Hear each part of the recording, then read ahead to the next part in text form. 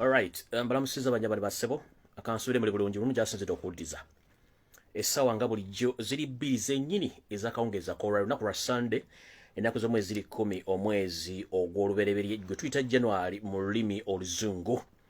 Kansubire muri bulungi eyakato kategeeza muno bino si bimuli bino si bimuli anti struggle tuwa tetulina kuwummula mpaka ennaku z'omwezi 14 kubanga struggle rate andika zino tuli mu rehearsals nga benze mbagamba.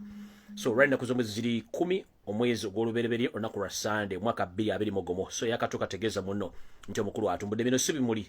Tegeeza muno nti bino si bimuli, tuli ku political updates olwaleero. Bino si bimuli season ebimuli nja kudda n'ebimuli until further notes nga Uganda tumaze ofuna Uganda empya lwe nja okudda n'ebimuli kati right si bimuli tuli mu update political updates. Njala otegeeze muno yenna atannatuuka muge nti omukulu atumbudde chemical ali atumbudde. Nga sinatandika njala okubaabuuza ko mwena bannayuganda omu gyasinzira okuwuliriza mujje balako gye mutuusaako engalo nange gye ndi ngezaako nno okubaweereza buli lunaku kubanga tulina obudde butono nnyo olw'okuba ntuyisaawo ensonga zino buli mwasobola okuba nga azitegeera mu nsi gy'abaali. So y'ensonga lwaki n'olwaleero ngambye nti sigenda kujja mu bimuli otherwise kanzije ku program zaffe eza bulijjo tunaaba tuneegwako nga Uganda empya etuuse ndyoke nzije mu bimuli. So njalo otegeeze muno nti program egenda tandika mu bulungi nnyo. Class eri normal as usual, sirwa Sunday sirwa bimuli, tuli mu normal political classes. Era wenjagala otegeeze muno nti omukulu atuuse chemical ali atuuse. Ngenda tandika ne video eno nenga njagala muntagingire Yosef Tabasiro mutano wa Karechezi. Njala muntagingire mutabani we Mohoz Kanyiro gaba njala muntagingire Simon Babakaba. Njala muntagingire abagagga bo mu Kampala bonna mbagala kuno bonna bagagga bo mu Kampala bonna mbagala kuno njagala celebrities bonna mbagala ku video eno njagala abantu abaddukanya ebyensobola mu Kampala mu Uganda nabo mbagala kuno njagala n'abamaje bonna mbagala kuno namwe mwenna bannayuganda abalwanyizi b'eddembe mbagala kuno. So ndoza njagala tutandika n'ekigula luggi mu kigula luggi njagala tutandika ne Museveni yayinza okulowooza nti ffe tujja muviirako tetugenda muviirako. Njala tegeeza bannayuganda nti waliwo bannaffe abalala abannayuganda abawangaalira mu ggwanga lya Bungereza abaguddewo app egenda okubanga ekozesebwa still okumontalinga obululu mu ngeri emu eba endala. Museveni ayinza okuza ntugenda muviirako apps nyingi zigenda ofuluma ng'ojeekereya you vote waliwo vote say waliwo apps endala zigenda ofuluma era nga zigenda kubanga zikola ki zifulumizwa. So buli muntu yona bono bogenda ku mutimbagano ng'ogenze ku Google Play Store ojja kusanga app gye bayita support election and monitoring process on 14th January 2021 call to end human rights violation in Uganda. Mukitegedde bulungi eyo app empya ejamba bulya ku content anabagibaamu innocent men, women and children force torture meaning position and death anybody. Kino kigenda mu maaso eri bannayuganda mwenna abaagala enkyukakyuka nti app eno egenda kubanga etondebwa soon or later. PS donate at least £10 into UPD UDPA Limited account number 0231063003 stock SC 08/71-99 bank Standa oba Santander. Eyo app yegenda okubanga ekozesebwa mu kulondola obululu ey'okubiri egenda kujja soon or later, so mubenga mukitegedde. Njala tandika n'amawulire agendaku aga muganda waffe gempulidde wano ku mitimbagano essaawa zino. Muganda waffe Sserunkuuma John Bosco agambibwa nti atiddwa mu kkomera ekitalya. Amawulire gakakutuukako mu dakiika nga 26 okuva kati naye kyentegeddeko nti si John Bosco yekka yali mu kutulugunyizibwa oba okuttibwa. Baganda baffe bangi abateesimbyewo bannayuganda bonna abawagira enkyukakyuka abali mu kuba nti battibwa. Wano wenjagalira mu ntagingire abasajja bonna ba NRM. Buli awulira nti awagira NRM, buli awulira nti mujaasi wa Uganda, buli awulira nti munnaddiini nga muddeeyo ne mudda mu makanduula ne mutandika okwekubya emizimu egitali gya famire yammwe. Njala mu ntagingire muntu wa NRM yenna alumba omukulembeze wa NUP, alumba omuwagizi wa NUP. Bwe muba mmanyi nti Uganda yaffe lwaki mutta bannaffe? Bwe mmanyi nti Uganda waffe lwaki mutta bannansi? Omuntu gwe mutta talina musango olw'okuwagira ekintu si musango.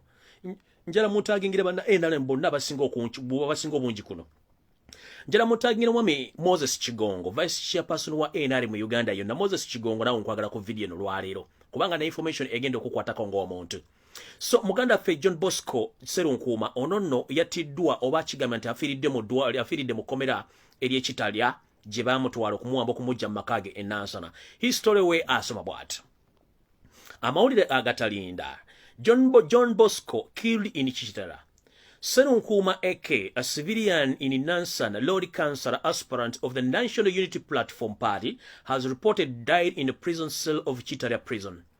Serunkuma was arrested waylaid from his Nansana residence on November 20th by soldiers of the Special Forces Unit, that is SFC, commanded who found him still on the night as he was having a meal.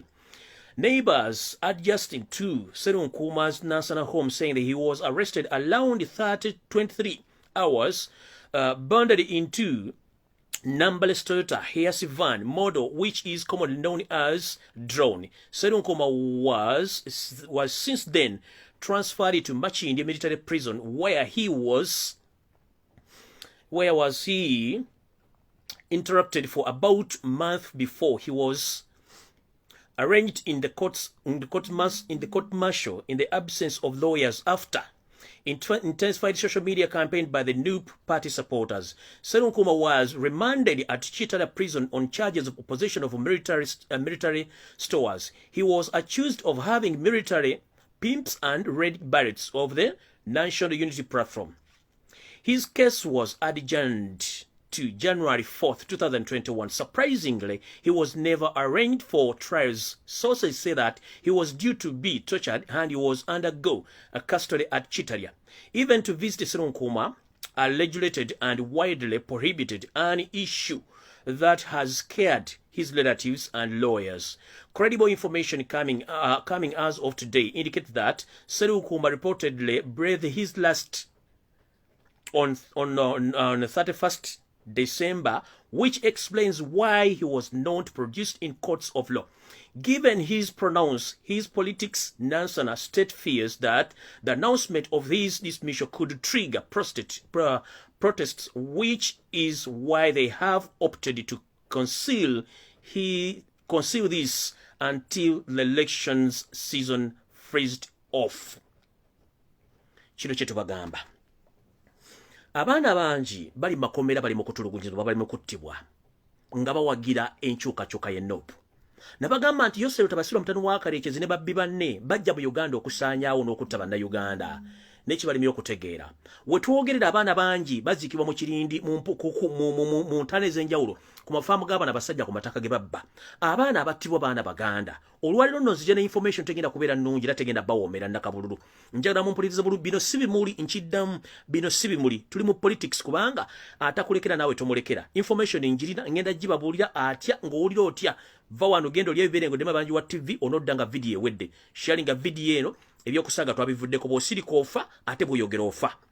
Bwe tunaasirika obusirisi ne batukyunya ne batutulugunya tetugenda kusigala nga bwe tuli until bwe tulibalating ensi eno nedda ku muzuli kweyina okuba, otherwise ebintu by'okufa tulina obiteeka ku bbali kubanga buli afa tamanyi gy'alaga era tamanyi gy'akola ki gy'agenda. N'olw'ensonga eyo omuganda Fono Serunkuma njagala obbagamba nti olwaliro mufu naye nga yafa dda y'oyo muganda affe Serunkuma yali yesimbe ku kifo ky'obwa kansala enansana mukama amujjuludde olw'ensonga nti bano abasajja baamutta dda ne bamusirikira ne abaana bangi. Jjukira waliwo ne muganda ffe gwe bayita waliwo muganda ffe eyali ng'omwogezi wa NUP gwe bayitanga Julius Katongole, naye tetudda mukule bimukwatako wadde okumuleeta mu kkooti okuwuliza emisango egimukwatako.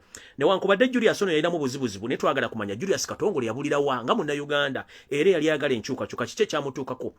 Abantu bangi nnyo tetukyabalaba mu society nga Museveni yabawamba n'ebitongole bikuuma bene be babuzaawo. So nno bye betugamba buli bloga wa NRM ajja ku mutimbagano n'atandika okwogera folofotto. Kino nkibabuulira. Buli bloga NRM ajja ku mutindo n'atandika okwogera folofotto nga muli mukuttisa abaana baffe. Nkimanyi mwatandise n'okukola profile nga mu profiling abantu abo babagizi ba NUP n'abakola underground wa NUP nga mbasibako amatu g'embuzo baliisengo. Nkiddamu. Buli muntu wa NRM gwe musanga ku kkubo mu kibuga Kampala ng'atambula mumubuuze ebibuuzo bino. Nga teboogera ku bantu NRM besse, nga teboogera ku bantu SFC beewamba, nga bo tebabawamba. Before nga tebannakola manyaga ge bakola ku TV okubabuzaabuza. Waliwo omukyala ka video kenda byo lwali annumbye nali namwesonyiwa dda.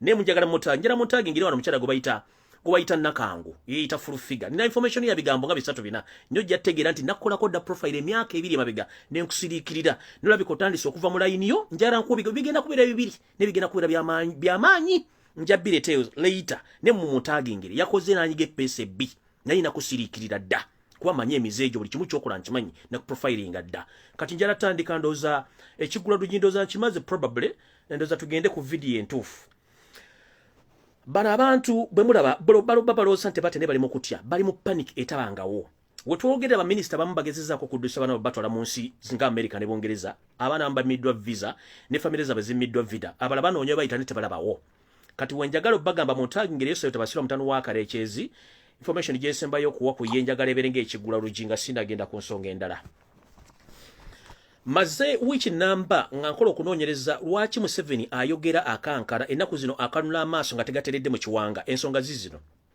mu 7 bwajja mu public abalaga nti mugumu nnyo era n'abalaga nti amaanyi agalina naye akimanyi bulungi nnyo nti kigendo mu kubata kimanyi yensonga lwaki batandise okuddusa abaana baabwe abamu babali babafulumya ddanga ne gye bali nfunye information balega ntandika okubakola ku profile abaana bano ne family ze bazireporting okudda mu Uganda gye boonoonye yabadde ku interview n'omukyalo bawa BBC wa Al Jazeera nambuza ebibuuzo bingi ng'atamwattamu ebiga byabadde ayogera kino kikulaga nti omumpe embono ali mu panic Museveni njagala kukubuuza if you are not panicking ngero omanyi nti gofuga eggwanga lino ng'oli mu kutya kiki ekyakuddusizza ente ezo zijja ekisozi otuko zitwale Tanzania emuzimu ziri Congo Museveni boba toli mu kutya kiki ekitandise okusengusa ebyobugagga byo obimu bitwale Congo ne Tanzania information jenina 2 weeks back watandika okushifting ente ezo ng'ozijja kisozi farm kubanga eno farm tugimanyi yali ya government ngere yali kwasaganya ku sendeketero we Makerere neba nanyini taka abalike eba farm aba family abambe bwajja kettaka lino mfunyo which billion the ganze nfuna information nti ente zino muzitwalira mu lore ezibate zisobodde kutwalwa mu lore ne muzitwalira mu nyonyi y'amaje ne muzituusa gye zino okulaga zine ezaffe zino zinyoko yali mawa zemutwalira mu mulore kubanga zo zaguma ne zino nusu bulaya muzitika mu nyonyi kubanga zo ziringa biti bya mwogo zibumuka ne muzitwalira mu nyonyi okuzituusa ze mulaga zona sereza mu wamusolo njala kubuza mu 7 gwatali mu kutya kiki ekikudduse ebisolo biduse mu Uganda njala bategeeza nti kisozi farm size ne bangeri kente emitwalo ng'esatu Museveni asigaza kente nga 8 esinga zonna yaziddusizza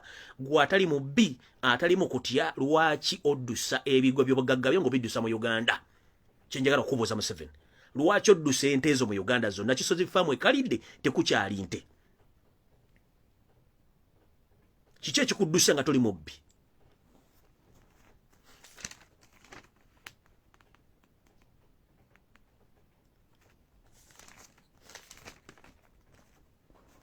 kati video tandise ekigula lugi kiwedde ntandise bwenti twabagamba wano nti ekibiina kya NRM tekisobola kufuna wadde obuwagizi obuwera ebitundu 210 mu kalulu akajja ne beebuzabuzanga abafuka banaaba kwe kutandika okukola kye tuyita stunts mu mawulire na buli kimu nga batandika okubuzaabuza ekyabajjisa okujja ku kisirebe kya NUP n'okugenda bitundu ebirala byonna ofiisi za NUP eziri okubbayo atayazi zaffe oba ebyambalo ne mutandika n'okubba kaadi zaffe nga mulina ekintu kye mupulaninga kye tuyita political stance ze mukola okulaga public nti muna support n'abantu bakyuse njala kutegeeza bannayuganda mwenna ekintu kyonna ekikolebwa bannabyabufuzi naddala ba NRM okuparedinga abantu baabwe ne baga nti ba NUP ekyo twakimanya dda temugenda kikola kubanga tukimanyi lunye temulina bawagizi teri muntu asobola kujja mu NRM nga namwe kenyini temwesobola temulina nsimbi abantu bamutadde kolo ne mbetadde ebitundu ebiramu bwakyuse bavudde mu NUP bambi twagala mutukolebwe tuti NUP abawagizi ba NUP betulina tebasobola kukyuka abasinga bonna bali bambega mbatusizeemu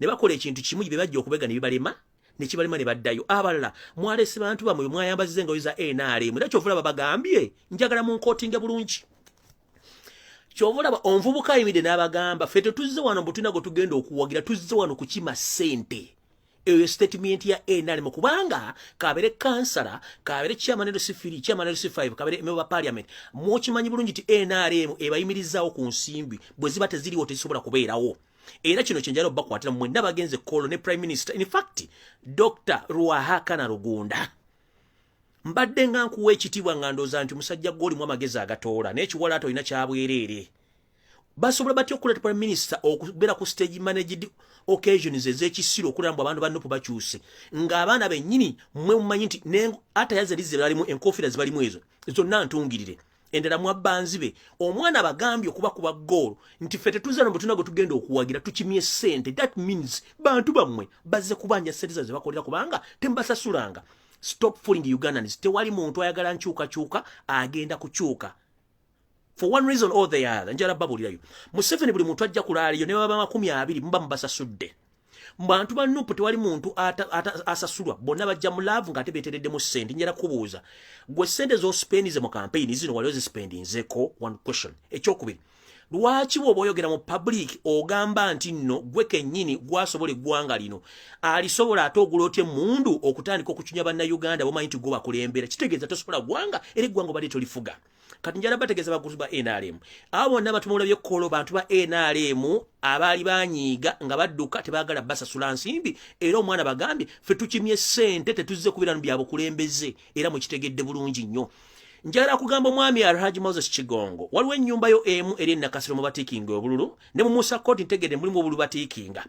Alhaji Moses Kigongo nkumanya oli musajja Munyarwanda nga nekitawo bulengeeta eyakubutuza okuva eggomba olyoka otandika kampuni eya Bulangiti ya bus nga goluza nti kigambo Bulangiti tosobola kimaje kyava bulengeeta kitaawo musajja Omunyarwanda tukumanya emizejo gye wakula mu nsiko gyonna gwe ngenda kulako profile ensejja kutya. Alhaji Moses Kigongo oyina n'omukazi gwe wasiga siriimu n'afa n'ogaana okulabirira abaana n'ogaana n'okuddayo eyo profile onjagire njagadde kuwako sample ebikola by'okoze ng'otta abaana b'abantu tubimanyi bulungi nnyo lwakuba tubadde kusiriikiridde. Alhaji Moses Kigongo weewummuzeeko gw'omu ku bali mu nteekateeka ezibadde zittanga abasiraamu bamashek nga weebuzaabuza ng'afukaana aba mb'oli musiraamu kumba oli mbega naawe. Mu Kigongo weewummuzeeko amataka g'abantu g'obbye tugamanyi bulungi kulinako profile nnene nnyo abaana b'abantu b'osize empita mbi olw'okuba oyina ssente. Mukulu ngenda kukolako profile ensejja kutya nja kukolako profile ensejja kutya ngenze maaso ekyo kya NRM ekibadde kollo ekyo temukiwabudde kubanga tumame badde baba stages all along ngenze maaso. Museveni njagala kutegeeza bino stunt zammwe ze muzannya nti abantu baba bajja ku Facebook ne wablockinga it is a well planned stunt whereby mugenda kikozesanga decoy okublockinga Facebook, WhatsApp ne social media platforms ezisinga obungi mu Uganda mugambe nti anti street z'amakazumba gabazi bagobyeko nammwe kamunyiige mujjeko platforms ezisinga obungi mu Uganda olw'okuba nti mukimanyi bulungi nnyo nti abantu bamwe bakoze stunt ey'okujjako platforms zammwe. But let me tell you one thing nkiddamu naabwe n'oba olina Facebook account oba olina Facebook page ennaku ezijjisibwako oba ennaku ezisanguza page yo oba account yo ku Facebook zibe ennaku 10 ennaku 7 ezikolerwamu emirimu gya bulijjo. Kiba kitegeeza vino Facebook account baba bazijjeko omulundi gumu babadde bakipulaninga dda ennaku 7 mabega kikola kwe kuzijjako era y'ensonga lwaki bonna bazijjeko lugoloza Facebook emanyi full figure emanyi ashibaga kato emanyi bajjo emanyi nti ani nyezo ffe badde bazijjanko all along tuga nti batubulookinze nga tetuna kyakyo twogera nga tusirika lwaki bo abazanye stand yabwe bavudde no bakuba entono batuggyeko. No please mugume bire bitu mumwe abitandika mwe mumanyi bulungi nnyo ebintu mbadde mukola ffe tumanyi bulungi ekintu kimu tulina okugenda maaso nga tukozesa emitimbagano gino mpaka ne munaagijjako abantu bajja kufuna engeri gye bakola ki gye bakoleramu okutandika okuteekawo emitimbagano tugibeereko.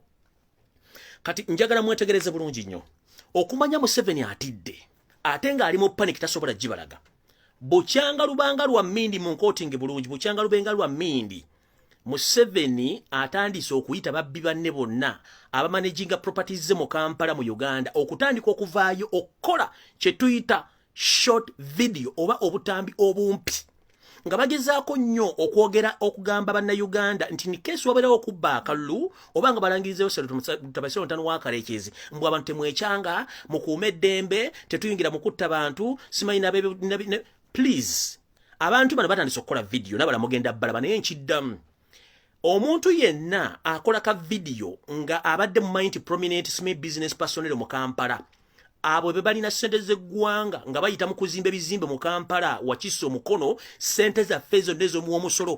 Munnayuganda oli mwavu naddala omwana ali myaka 14 mpaka ku 3 lwakuba kirumira.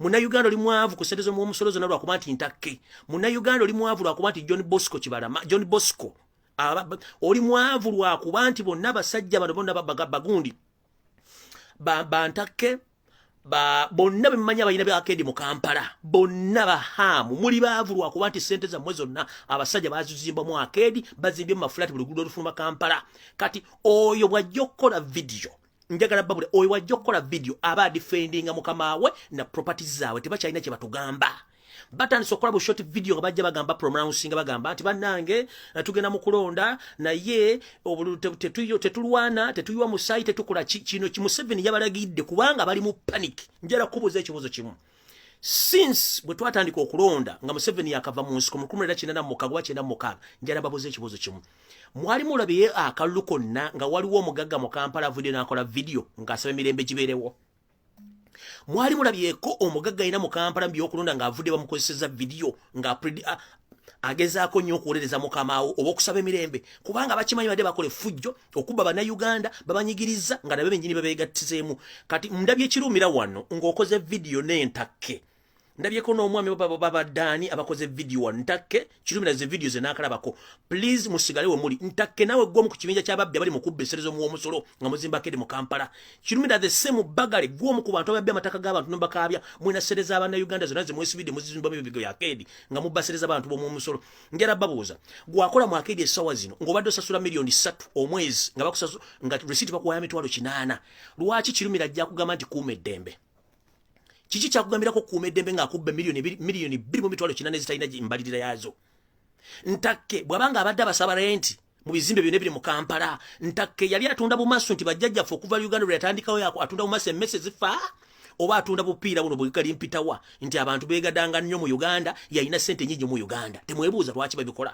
essaawa zino ekibajjeyo okutandika okugamba kukola video zino kubanga bataakiriza maali y'abakama baabwe babasindise kati njagala omuntu addemu akole video mutulebe video 3 abasigadde musigaze yengalabi zammwe tumale okukwasaganya abana abasatu ntaka ekikujjeyo genda Kyevuma kirumire ekikujjeyo genda Kyevuma nawe John Bosque ekikujjeyo genda Kyevuma njagala mumpeera abantu bano level okumanya abana abasajja tubakooye ne bwemusanga obali mu restaurant ali mukulya mmere mutunuulire ng'ekisiimula mu galaji yotambula ogende bana abantu babbye eggwanga balikaliza nkibagambye wali owuliddeko mu byobufuzi byonna nga bagagga bavuddeyo okwogera ensonga zino kubanga bakimanyi bagenda yensonga lwaki batandise okupredictinga n'abantu babagaba ne mutuyambe bwe baba basaba ssente z'amasannyalaze bali bwe mogisasula emitwalo 6 akubeerako ne sympathy nedda bw'oba osasula lenti atali mu mateeka n'akuwa ssente endala omuwa ssente endala obeerako abaakusaasira nedda bw'aba akugoba mu kizimbe akusaasira nti nedda bwe baba bawamba abaana bammwe n'okuwaba ebintu bye mu akeedi babasaasira nti nedda lwaki mubasaasira bajje batandika okuwa message ezisympathizing n'abantu mumuleke kuwekalakaasa abantu balina right eyekalakaasa olw'ensonga ensi yabwe baluma mubabbidde ebbanga ddene nnyo so abantu balina right okitegeera so mbagambe ntakke ne banno nekirumira bazze okukola bu video nga mupredictinga n'abannayuganda musimanyi mupredictinga ne bannayuganda bwe tebakole fujjo simanyi ensebera emirembe tebatta bantu bannayuganda bukyanga tugenda mu kalulu ka Robert Kyagulanyi Ssentamu kaalimu njala kubuuza kirumira emirundi emeka gy'owulidde ku mawulire olina TV eringa alwera kubeerako amawulire okwekalakasa kwaliwo ne batta bannayuganda 285 wali oyogedde ekigambo n'ekimu kuliko omwana we yafa oba oluganda lutaliyo kirumira basibye abaana b'Abaganda mu makomera basuka 3,000 nga n'omulala ava kufa olwaleero kirumira ali ovudde n'ogamba nti Museveni lwaki osiba abaana b'Abaganda lwaki osiba bannayuganda makomera tokyogerangako kirumira bakubira Robert Kyagulanyi Ssentamu okubula omuttamu omuntu tokyogerangako oliawo kalula bukanuzi maaso oliawo olega buleze lubuto lukulinga entumu ya kasasiro tolina kyosobola kwogera kyokka ovudde obologa musimanyi mukume emirembe which kind of peace nga mwe muli mu heaven fe tuli mu hell how would you expect someone who's in hell to praise someone who's in heaven just focus on your future kubanga muina future yamwe fe tuli doomed tukulidde mu ghetto nkubuuza kirumira for already abaana generation between 18 to 30 tuli mu hell katukuma tutya future museniza fezo na muzibbiga nato tubugu mujja mutukubira KMP musime tukume peace which peace nga batutawe bali tune mundu bazirina nginze maso musijja balwako gobuli akola ka short video mweyo level nginze maso nabagaye muntu agingire Henry tumukunde na walugulidde ku pata bulijjo nalina kwesonyiwa Njagala bannayuganda bonna information girabawadde eggulo eya Henry Tumukunde okujja otandika obamanyira mbu abagamba nti simanyi tukume peace oba alina abayekera bagenda okukola ki okutandika okurecruitinga ng'abajja mu people power. Listen, omuntu yenna amanyi story ekwatagana ne ADF, Allied Democratic Forces. Omwami ono ne bibanne bali abantu basatu abali emabega w'okutandika okcreating ekibiina kya ADF ekya Allied Democratic Forces. Henry Tumukunde yakiri bulungi. Saagala muntu ayitibwa musiraamu Uganda yonna kufuulingibwa nti ogende weegatte mbikolwa byonna ebyekiyekera. Henry Tumukunde gwe kennyini okimanyi. Henry Tumukunde sejjusa ne munno Amama Mbabazi mwe mwali emabega okuliyetinga ekibinja kya ADF ne Museveni waako nga mukozesa security agents ne security za Uganda okuliyetinga ekibinja kya ADF okubuzaabuza bana Uganda bwe bafiira. Bw'oba oli musiraamu Uganda, please weewale ekintu kyonna ekigenda okukuleetera okuba nti bakuyirukulutinga bikolo byekiyekera. Njala muntagingira abantu be South Africa mwenna na information eri very crucial ku Tumukunde ono n'ebikolwa ebyakoledde olunaku lwajjo mu kibuga Johannesburg. Ngenda kuba exposinga ngenze mu maaso. Era nfunye information yemu ne bantegeeza nti Museveni ne babbi banne bali mu kugaba obutimba okwetolola Kampala yonna wakiso mukono. Naye nga mu return baagala endagamuntu, baagala kuno okukuba ekifaananyi n'okuggyako details zonna abazisindike era still bazisindikira Electoral Commission. Kitegeeza njala kubuuza Senator Wasira Mutanda Wakarekezi, bwe mwali mugula obutimba buno ku ssente z'omuwoomusolo obw'ensiri, ssente mwazisayininga mu Bank of Uganda nga za kugula butimba in return abantu babawe nini namba, in return abantu babawe voting locations, in return musikaninga abantu bano details ezibakwatako nga ziringa gezifaanagana ez'okulonda. Kitegeeza mwabagala nini namba n'abagala obululu bwammwe, please mubalancing between your country and the mosquito net. Mosquito net zebabawa ziri substandard, tezikola era tezijja bayamba. Mu kifo ky'okukuuma ne mukuuma mulondo olumu akaluka mwe government empya ekyuke muganya okutegeera mwefudde nampulira zibi. Nze mbagamba kimu, temugaana obutimba bw'abantu okubanga si babadde bababeezawo ebbanga lyonna, bababbidde ebbanga ddene. Bakuwadde akatimba ka mutwalo gumu n'ekitundu, omusajja agenda kubba obuwumbi obwandibadde bukuyamba ofuna eddagala mu ddwaliro, ofuna entambula ey'obwerere, ofuna amasomero ga bwerere, ofuna amasannyalaze ag'obwerere na buli kimu eky'obwerere. Kyokka gwe owaayo nanga muntu yo ofuna akatimba ak'omutwalo gumu n'ekitundu, bakutwaleko billions and billions of money. Muli kula ddi muterere nammwe tugende mu maaso. Ngenze mu maaso. Mukulu Simon Babakama, information gye tufunye okuva mu Uganda yonna, ebyuma bye waleese naawe kennyini tomanyi byoperatinga. Ba district turning officer bonna tebamanyi byoperatinga. Ba polling agent bonna ba NRM mwaleese, ba RDC bali kolotinga tebamanyi kuoperatinga byuma bino. Ate n'ekisooka ebyuma tebikwatagana data ali mu polling station zaawe nnyini. Katwagala kubuuza Mr. Simon Babakama, jonna kulaza address yo mu kyalo ne faamu yo, njala kugamba ekigambo kimu. Akalu akawedde aka 2016 High Court eretulibwako abalamuzi abenkana bakugamba oba bagamba Parliament ya Uganda ebanda byabufuzi temugeza okwetaba mu kalulu konna akagenda okuddako nga temumaze kutereza bintu bigenda kudda mu kulonda kituyita electoral reforms. Mwagaana okukkiriza ku electoral reforms ekyo kyavuddeko emivuyo gino gyonna gye mulaba nti ekitongole ky'ebyokwerinda kyeyingiza direct mu kalulu kano okuba nti military n'amagye gatekinze over era nga SFC yetwala ebyokulonda so si electoral commission. Ono Simon Babakama mwatunuulira n'atandika okumegerera ng'omusajja omukulu gwe babikkuliddeko n'atandika okumegerera gy'obeera nti taasulewo ng'ate ekimumegereza kinza n'obutotole ddala dakika 2 okuba ng'avudde mu game. Simon Babakama njala kubuuza ekibuuzo kimu mukama wange. Teeka ki mu ssemateeka wa Uganda era mu reforms ez'ebyokulonda erikulagira okuleeta biometric scans okuziteeka mu byokulonda mu Uganda? Njagala okwate bannayuganda olunaku lw'enkya Monday osome constitution ne electoral reforms zonna eziri mu ssemateeka wa Uganda, obulire public kawakati lwaki oba kawaayiro ki mu constitution mwe bateeka etteeka nti okulonda kuyina kukozesebwa ebyuma bikalimagezi bino embi waleese okutandika obigaba okubuzaabuza bannayuganda kubanga ebimu bifu. Gwe kenyini you can't operate these machines. How dare you send these machines deep in villages for people whom you know exactly that they are not well informed about the electoral process? Mister, please, tomorrow is Monday.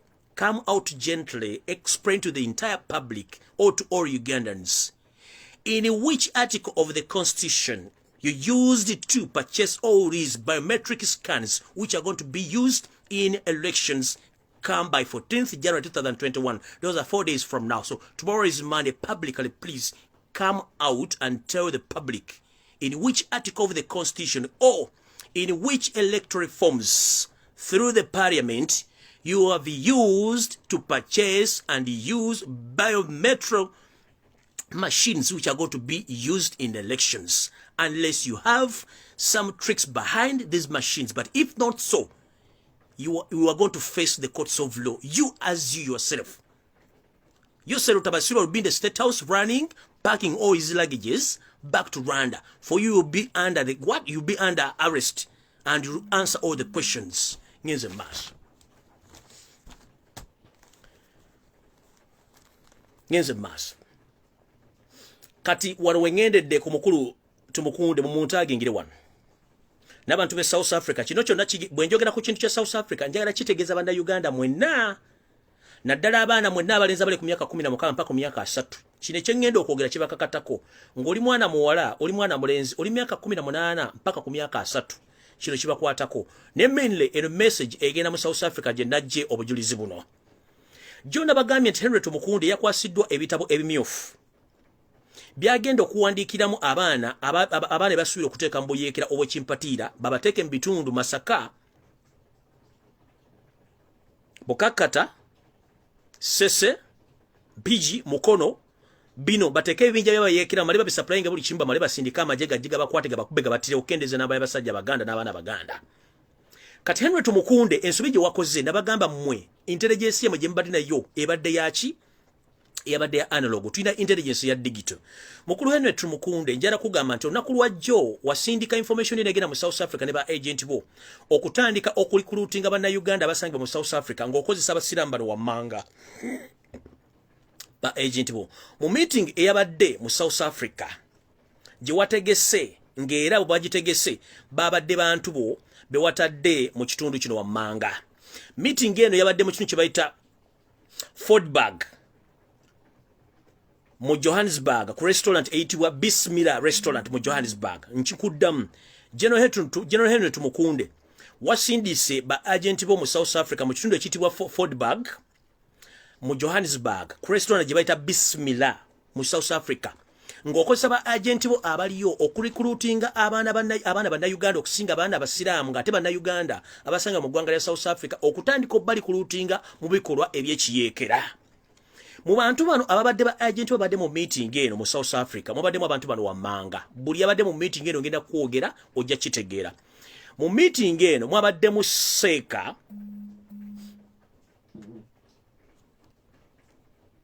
mwabadde mu Seeka Kasache Abubekal mwabadde mu Seeka Katwibu mwabadde mu Seeka Slaje Santon mwade museka Sludge Kamya mwade museka Ali Musaz abantu bano ba agent bo mu South Africa ba agent bo bano bajidde ba agent bo le bazze mwade mu na Ethiopia babiri nendoza nga balina akakwate ku ggwanga lya Uganda nga benda bagamba nti Uganda yagadde endaga muntu eri abasumali n'aba Ethiopia mu meeting eno bwabaddemu aba Ethiopia babiri wepona abasumali babiri abadde mu meeting eno gye wasindise ba agent bo bano abawera abatano in fact bali batano Seeka Kasacha Abubekal Seeka Katwibu waro Seeka Sludge Santoni Seeka Sludge Kamya ne Seeka Ali Sozi bano bonna kingambi wanti abantu bano bonna bali mu South Africa ninga bakolya government y'omupebeso tubasira mutano wakalekizi okuba nti bateeka akatego mbana bali mu South Africa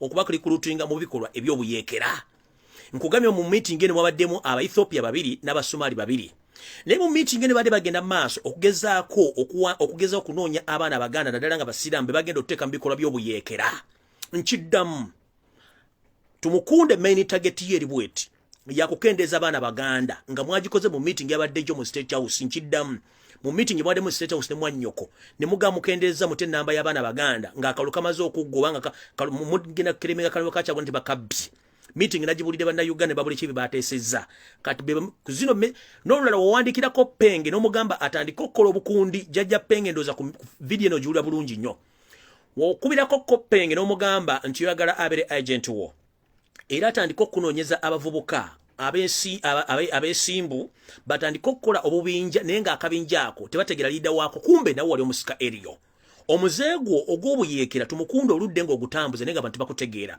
nja kukugira profile ya ADF ne babbi banno bonna ngenda kukolako profile olwaleero n'enkya nnyinza okujja kino kyenkola sikikola nti nna gwenvumbo oba gwenjeekera no ntaasa bannayuganda bano abasajja babadde n'obukodyo bw'okuttira mu bannayuganda naddala abaana baganda nga temumanyi nze siri wano nti nwanyisa muntu yenna kubeera na sente ze wabula nwanyisa kubasevinga kubateeka kubajja mu bulabe mu 7 ne bane badde bakola emyaka gyonna nga temumanyi nze ndi kibuuka kubabuusa kubanga nabaga nze siri buloga nze ndi messenger atuusa obubaka gye muli abwagala butwale abatabwagala bulekaawo naye kikutukamu amaze okugamba nze omusango gwange Allah subhanahu wa ta'ala katonda mbasigulina mbantusizza obubaka nga malayika Gabriel bwe yabaleetera obubaka ne babulira nti ensi egenda kubeera bweti abasigadde mwawulira abatawulira temwawulira yensonga lwaki abasinga bagendezera ku mwanange bwentyo nno bwe nzijja obbagamba obubaka muno mulowooze nti byakuniina oba byakusiika mbinyomo naye kinaava mu yebiraka munakitegeera omwami ono mu meeting eno yatuddemu ng'amaze okuwa bano basheeka be ebiragiro by'okulutinga abaana ba South Africa baganda nga basiraamu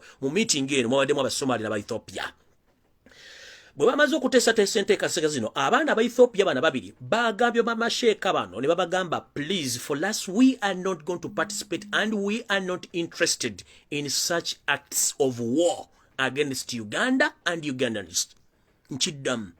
The two participants of the Ethiopia origin in these meetings, they said that they are not going to participate and accept such acts of waging a war against their fellow countrymen, Ugandans, and they are not buying this mission. So these people, immediately after denying or after saying that they are not interested in this meeting or mission, the night after that meeting, all these two Ethiopian gentlemen, they were killed on spot. Nchidam. Mulukungana luno, tumukunde reyasidisa ba agenti by'okulikurutinga abaana South Africa. Mwabaddemu aba Ethiopia babiri n'abasumali babiri. Nene nabagamba nti aba Ethiopia n'abasumali balina endagamuntu ne passport z'abanna Uganda. Naye aba Ethiopia bano bagambye nti bannange mutuyise mu meeting ne tetugenda kukkiriza bikolwa byakwetaba mu bikolwa bya buyeekera kuyeekera ggwanga na kutta bannayuganda mu bintu by'ekisiru. Abasumali bo tebanyize baasirise. Naye nga abasumali bano information gyenfunye nti bali related ku Salimu Sale Jeno Salimu Sale nga bali related ku ye. Bano baba Ethiopia ndoza bakirebe nga tebalina budde bagenda kumala kuyiwa musayi gwa bannayuganda ne bakivaamu. Naye meeting olwawedde bana ba Ethiopia tebaasuze babatiddewo ababiri. Kubanga nabaga mu 7 akuwa mission bwekulema akutta oba akwefuulira ku last. Bana abana baganye mission aba Ethiopia babiri mu meeting eno tebalususe babase. Ngenze maaso. Njala kubuuza ekibuuzo kimu General Tumukunde. Ebbanga lyemmaze mu buyinza temufunanga ebyo babaleeta. Ebbanga lyemmaze mu buyinza omusayi gwe muye tegumala. Ebbanga lyemmaze mu buyinza temulaba nti ebyobufuzi bye mwagirako byakyuka. Ebbanga lyemmaze mu buyinza temulaba nti bw'ozaala omwana akkubira engoma n'ozina. Eri tumwine Tumukunde ebibuuzo bye mwatulanga ebya junior temulaba nti kati abantu basoma okuva ku P1 mpaka ku senior 6 nga n'ebibuuzo batuula bingi okusinziira ku byammwe mmwe temufuna idea nti ensi ekyuka. Eri Tumukunde embeera gye walimu nga wakava mu nsiko y'embeera gy'olimu. Mwasulanga mu busiisira kati musula mu gulofa. Mwavuganga gogolo kati muvuga zi V8. Mwali temulinyangako nnyonyi kati mulina private jets. Mwali mulya kawunga na bijanjalo kati mulya chips and chicken, pizza na biki ebirala. Mmwe temulaba nti mulina okuba nti mulowooza mutula ku mmeeza nga basajja bakulu ne mulowooza nti ensi ekyuka n'ebyobufuzi birina okukyuka. Ebyobufuzi ebiriwo kati bya mutwe kye tuyita ideology. If you lack ideology, that means if you lack ideology, that means you can't participate in any active politics right now. We need ideas, but not guns. All these awkward system of old politics, using force and guns, doesn't work anymore. We need to use ideologies so that we can convince voters to vote us in the offices. If not so, and you can't manage the current situation of the new generation, please muzengalabiza with immediate effect. Otherwise, eno system yokuwamba bannayuganda kubanga balina ideology ekyuse eggwanga mugikomye, system yokutta abantu nga mbateeka mbikoleyo ekiyekere by'ekisiru mugikomye, system yokubuzaabuza bannayuganda nga mbafuula basiru mugikomye, system yokubba eggwanga gy'obeera nti mwe bakaba batondera eggwanga ne mugikomye, system yokubanga mulina obuyinza obusukkulumye nga musinga ne Katonda mugikomye, kubanga eno ensi kubo tuyitako buyisi okutali nnyini lyo n'enkya nawe ogivaako nange ngivaako ne bannayuganda balina obuyinza obusigala mu nsi dani okuttibwa. Muganda affe Sseronko Mamuso olwaleero baga yafanga 3 mu Desemba. Kitegeeza abaana bangi nnyo bafudde makomera nga gye bali. Ngenze maaso sijja baluwesawo naye tumukunde njala kubuuza ekibuuzo kimu. Lwaki the main target of you guys, mostly the Rwandese who camouflaged to be the Banyankole, hate Baganda, and all these dead missions that involved your Baganda. You are recruiting Baganda in rebel activities. Thereafter, you kill them. The meeting you had with your sister, Janet Kembabas, all your focus on your target was Baganda, boys and girls of the age between 16 to 30. Why? Why don't you recruit your families in these acts? We are tired of your nonsense. Tukoya abana bafokufa. Mulina families zamwe, muzadde, mukwanye, mugende, muleta Abanyarwanda basigale Rwanda, babalwanire entalo zamwe muve ku baana Baganda.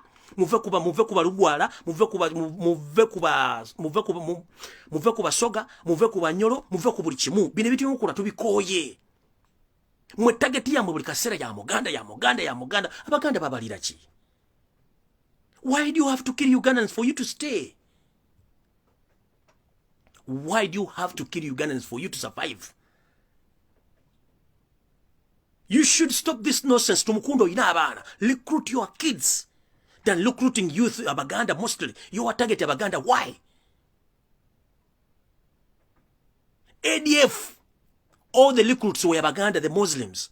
Right now you are planning to recruit another label group, but your target is Baganda. Because you had a meeting with your sister Janet Kambabas Museveni, you are targeting Baganda. Why? Why do you fool Baganda? You think you are so stupid? The biggest number right now in all prisons in Uganda, they are Baganda. Why? What crime did they committed? What crime did they Baganda committed to face all these humiliation and assassinations? Why?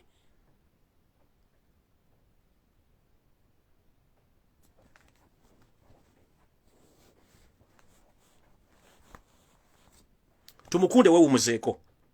Bwe natandika okukolako profile eyombi nnyo.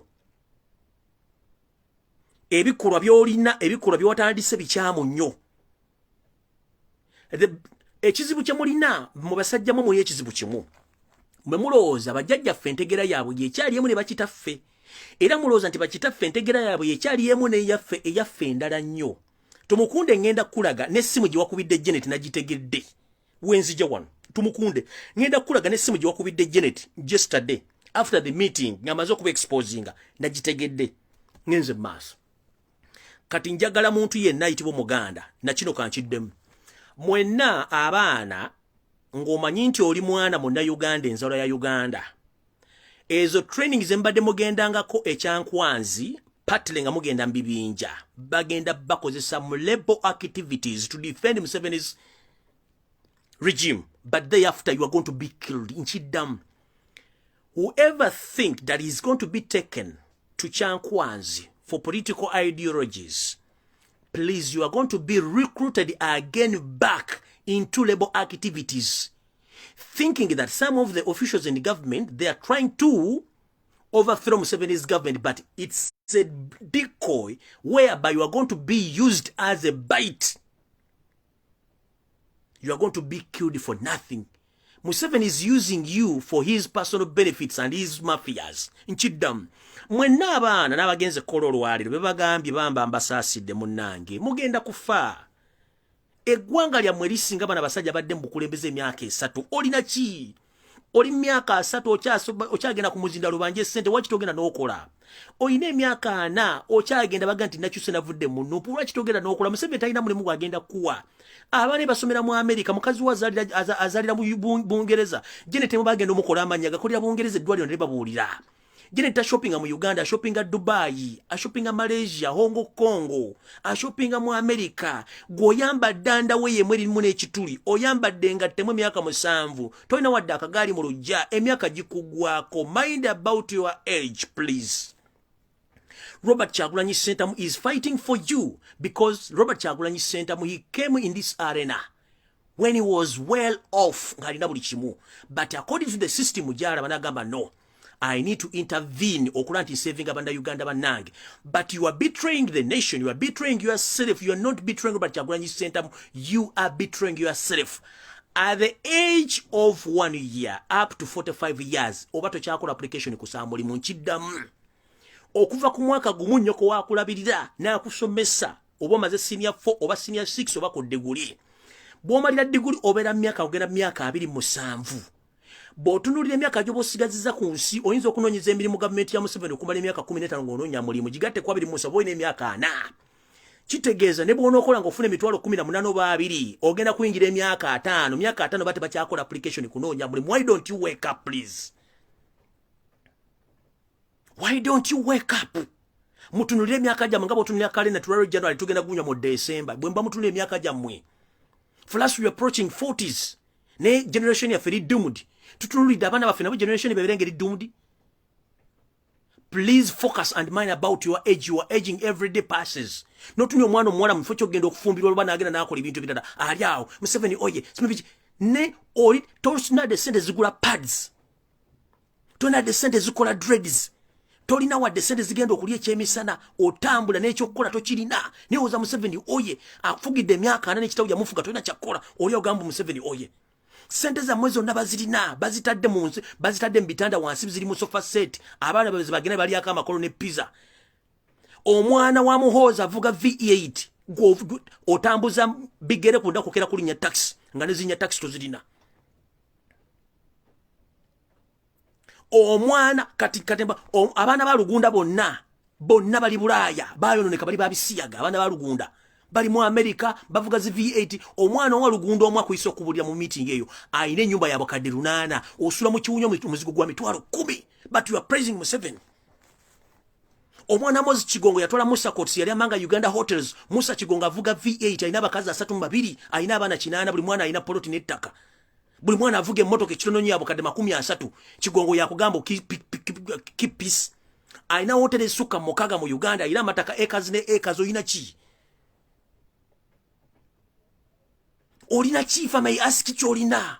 Wake up before it's too late. Kyagulanyi, you don't betray Kyagulanyi, you are betraying yourself. Look back over your shoulders. Calculate your age as if you are calculating the calculator from 1st January up to 31st December. Please focus. But Mugambo 7 they have already secured their future. How dare you go to save your future? Ngo supporting about government myaka 3 mwetanga bajibe bajimazewo. Oli mwana mato sobola gula pali mbu Museveni aberewo. Oli mwana mulesona dakagali mu lujjo sula muzigo gwa mitwalo 10 kuli kusasula Museveni aberewo. T-shirt zoberamu za endale muzoberamu zo ina choke chobogaga choina ka TV echobogaga choina mu nyumba. Mufaliso gwa inchi 3 n'obutanda buno banko. Oyina ka TV kana ko olubuto olinganga olwagundi olwani olwa Salimu Saleko olinawo ne kalimoti mu bugagga bolina. Nganira ndodi nkyagenda kujja konko togenda kuira Salimu Saleko wa sent. What went wrong? Bazadde babayina senega bayine mwanyi. Ask soko buze bannamwe myaka 3 Museveni gatanda ja bazadde bali bakola mirimu ki.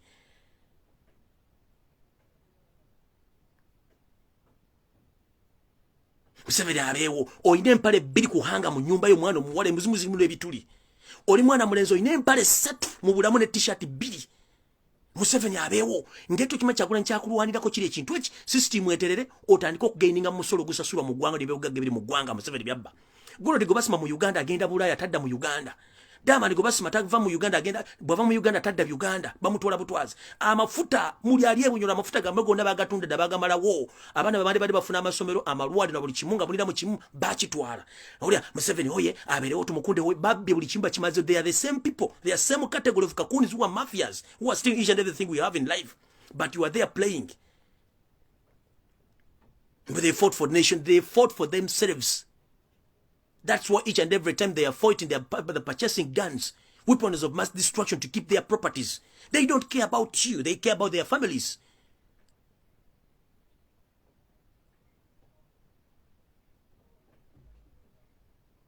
They don't care about you. You are not among their families. They just use as a condom. Thereafter, they throw it in the bucket. You should put your minds together and you think before you die. Calculate your age as if you are calculating the calendar.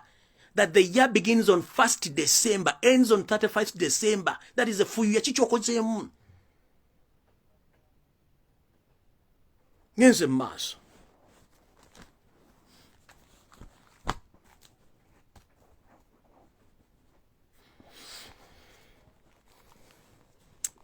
SFC kino ekitongole ekyamagye amagwira agatakamanyiddwa mu sitemateeka ya Uganda gaplaniga okukwata Robert Kyagulanyi Ssentamu ku lunaku ng'amaze okulonda akalulu ku polling station w'anaaba alondedde. Ensonga bakwata Robert Kyagulanyi Ssentamu bagamba nti tebasobola musibira mu kkomera olw'ensonga kisobola okuleeta chaos. Naye bamusibira mu maka ge kijja kuba kikola amakulu. Ekirala bamanyi nti Robert Kyagulanyi Ssentamu amala okulonda akalulu n'abakuba siriki n'avanishinga n'atalabikako kijja baleetera panic n'akatengo kuba nti bamanyi waali tebamanyi kyagenda kuzzaako. So njala kutegeeza SFC n'ebitongole byonna ebikumi by'eggwanga ndowooza obutaleeta kasambattuko mu ggwanga nga bwe mukirowooza mwe kennyini mupulaninga okuleeta kasambattuko kuba n'amagye temunnagasasula. Mpuliddeko nti abantu bano batambula mu Kampala mu bitundu bya nga bataaya tebalina kyakulya de ssente ezigula amagala eddiba tebazirina be mwalese mu ggwanga. Bano bagenda tufuukira ekizibu. Kati nga temwagala buzibu n'enseefu n'akatabankunga n'ebivudde mukulu tebannabirangirira. Mukulu SFC agikulira. Mukulu w'omukulu w'eggwanga bamutabani w'omukulu w'eggwanga ba ankowo. Ekikula kye mugenda okukola ku lunaku mugenda kukwata Kyagulanyi amaze okulonda ko mu kipulaani nga tukimanyi bulungi nnyo. Ne permanent lockdown mutandika okugaana abantu okugenda okulonda ku polling station. N'ovuyo mupulaninga ku polling station countrywide mwatandise dde okukwata abaana ba NUP. Mwatandise dde okuliyetinga ebinja ku polling stations ebigenda okujja kukyankalanya n'ekirala nkiddamu. Omuntu yenna ajja ku polling station, please zip up your mouth. Don't discuss any political issue at the polling station. I've got reliable information that on the polling day on 14th, very early in the morning, NRM and ISO and SMY, they are planning to plant their agents into all people who have come to vote on that day. But in the process, these people are going to be conversing with the voters to know your ideas and what next if NRM leads the elections. So in the process of conversing, please mind your words. Temugezaako kwogera kigambo kyonna. Nabagamba oli wakubuuza owagira ani. Mugambe kimumpagira nnyoko. Nkiddamu. Ku lunaku lw'okulonda nga muli mu layini, mwewale nnyo abantu bagenda basonkereza obajjako emboozi. Kubanga abantu bonna basirikale ba gavumenti. Ku lunaku lw'okulonda mwewale nnyo booda okwogera nnyo ebigambo bingi n'ababooda kubanga basinga obungi bakozi ba gavumenti. Mwewale nnyo okwogera ebigambo ebikwata ku by'obufuzi ku lunaku olwo. Nabagamba mwewale mask ezitali za bulijjo, mwambale mask ezaffe eza bulijjo ezitali za red. Mwewale engoye emmyufu nkiddamu. Mwewale engoye emmyufu, mwewale okwogera eby'obufuzi nga mutuse ku polling station kubanga bambega we bali. Oli wakubuuza ku polling station nti owagira ni mugambe mpagira nnyoko. But provided otambudde n'empandiiso gye tuyita ekkalaamu. Buli muntu tambula n'ekkalaamu yo. Twakitegedde lunye nti bano abasajja balina kalamu ze baleese wano nga bw'ogiwandiikisa oba okutiikingisa wayitawo essaawa emu n'ekitundu bwino n'avaako n'asiimuka kiba kitegeeza Robert Kyagulanyi tomuwadde kalulu. Era omukulembeze bagambye nti bakuwa akalu kano akalondebwako sooka okakebere bulungi kalaalaali oba nedda. Nabaggayo bw'oyagala okumanya ssente enfu oziteeka bwoti mu musana n'ezira feature zonna eziri mu ssente. Naawe kwata akalu bana bakakuwadde okatunuze mu bbanga. Bw'osanga mu kifaananyi kya Yosero Tabasiro Ntono w'akalekezi nga mulimu tiika etiikingiddwa kaze bagambe nti kano sijja kakozesa kafu kubanga already Museveni mutiikinge mukiddamu Museveni mutiikinge. Bwe musangako obuntu obuveeravera kalulu ako naddala wano ku namba 5 ewa Robert Kyagulanyi Ssentamu, please mukajjeewo oba kakuba ekifaananyi mukatusindikire nkiddamu. Buli munnayuganda alina ajagala osala akantu kano okasindike okapostinge ku Facebook yo. Olwaliro tukonfaminze nti bw'okwata akakonge kano kaliko abantu abasukka mu 10 naye Robert Kyagulanyi Ssentamu owa NUP mukulembeze wafaddako ali ku namba 5 obala omuntu asooka owokubiri owokusatu owokuna owokutaano. Tulina engalo 5 ku nsi kuno bwe tugatana guli omukono z'engalo 10 be bakandidate abaliko bano omusobyo ndowooza naye omukulembeze wa Robert Kyagulanyi Ssentamu ne obanga tewasoma bala nti bw'okwata mu kifaananyi ekisooka ekyokubiri ekyokusatu ekyokuna ekyokutaano wootiikinga ewali manvuuli ewali ambuleera nkiddamu ku lunaku ng'ennaku z'omwezi 14 lwe lunaku olwokuna olwa wiiki ejja etandika olunaku lw'enkya bw'oba ogenda okulonda nga gwe okusomamu ne kwakulema naye ng'osobola okubala engalo 5 1 2 3 4 ekyokutaano wekikoma ye Robert Kyagulanyi Ssentamu tiikinga bulungi nnyo naye njagala basaba toteekamu laavu ng'otiikinga otya newankubadde yo seriti bahabula otamani wakalekezi wamukyawa otya tomusazaamu tomutiikingamu tomukulosinga mulekere emirembe gye mulekenga mukalu nga bw'ali nkiddamu newankubadde tulina laavu nnyingi nnyo ku lunaku lw'okulonda please musale laavu tonyiiganga okutta akalulu manyi nti bwemula ku kifaananyi kya Yosef tebasiba mutono wakalekezi munyiiga ne mutumbira ne musuukira naye njagala basaba mukendeeza obusungu bwammwe kwata empandiiso yo ye peeni gy'obozi nayo tokozesa yeto commission jangu ne kalaamu yo ebolo peeni tojja na kalaamu nkalu bw'oba tomanyi bw'obanga ambulera togimanyi oba manvuuli akafaananyi akaliko manvuuli yave mugimanyi mu kkala yaayo totiikinga ku manvuuli tiikinga mu kabokisi akali okumpi ne Kyagulanyi okatiikingemu Museveni tomukwatako muleke wadde onyiiza otya tomukulosinga muleke don't cross any candidate please Tik Robert Kyagulanyi Ssentamu teeka ink ku kinkumu kyo wano waggulu ku mutwe gw'olugalo luno olusajja onyike mu kabokisi kali mpola tokuutiiza Museveni tomuteekamu kinkumu kyo muveeko tomuteekamu kinkumu kyo tomuyomba na muntu toyomba ne bw'oba onyiiza otya kano bage mu kasale mukokka Museveni toyomba naye tomutiikinga tiikinga Robert Kyagulanyi Ssentamu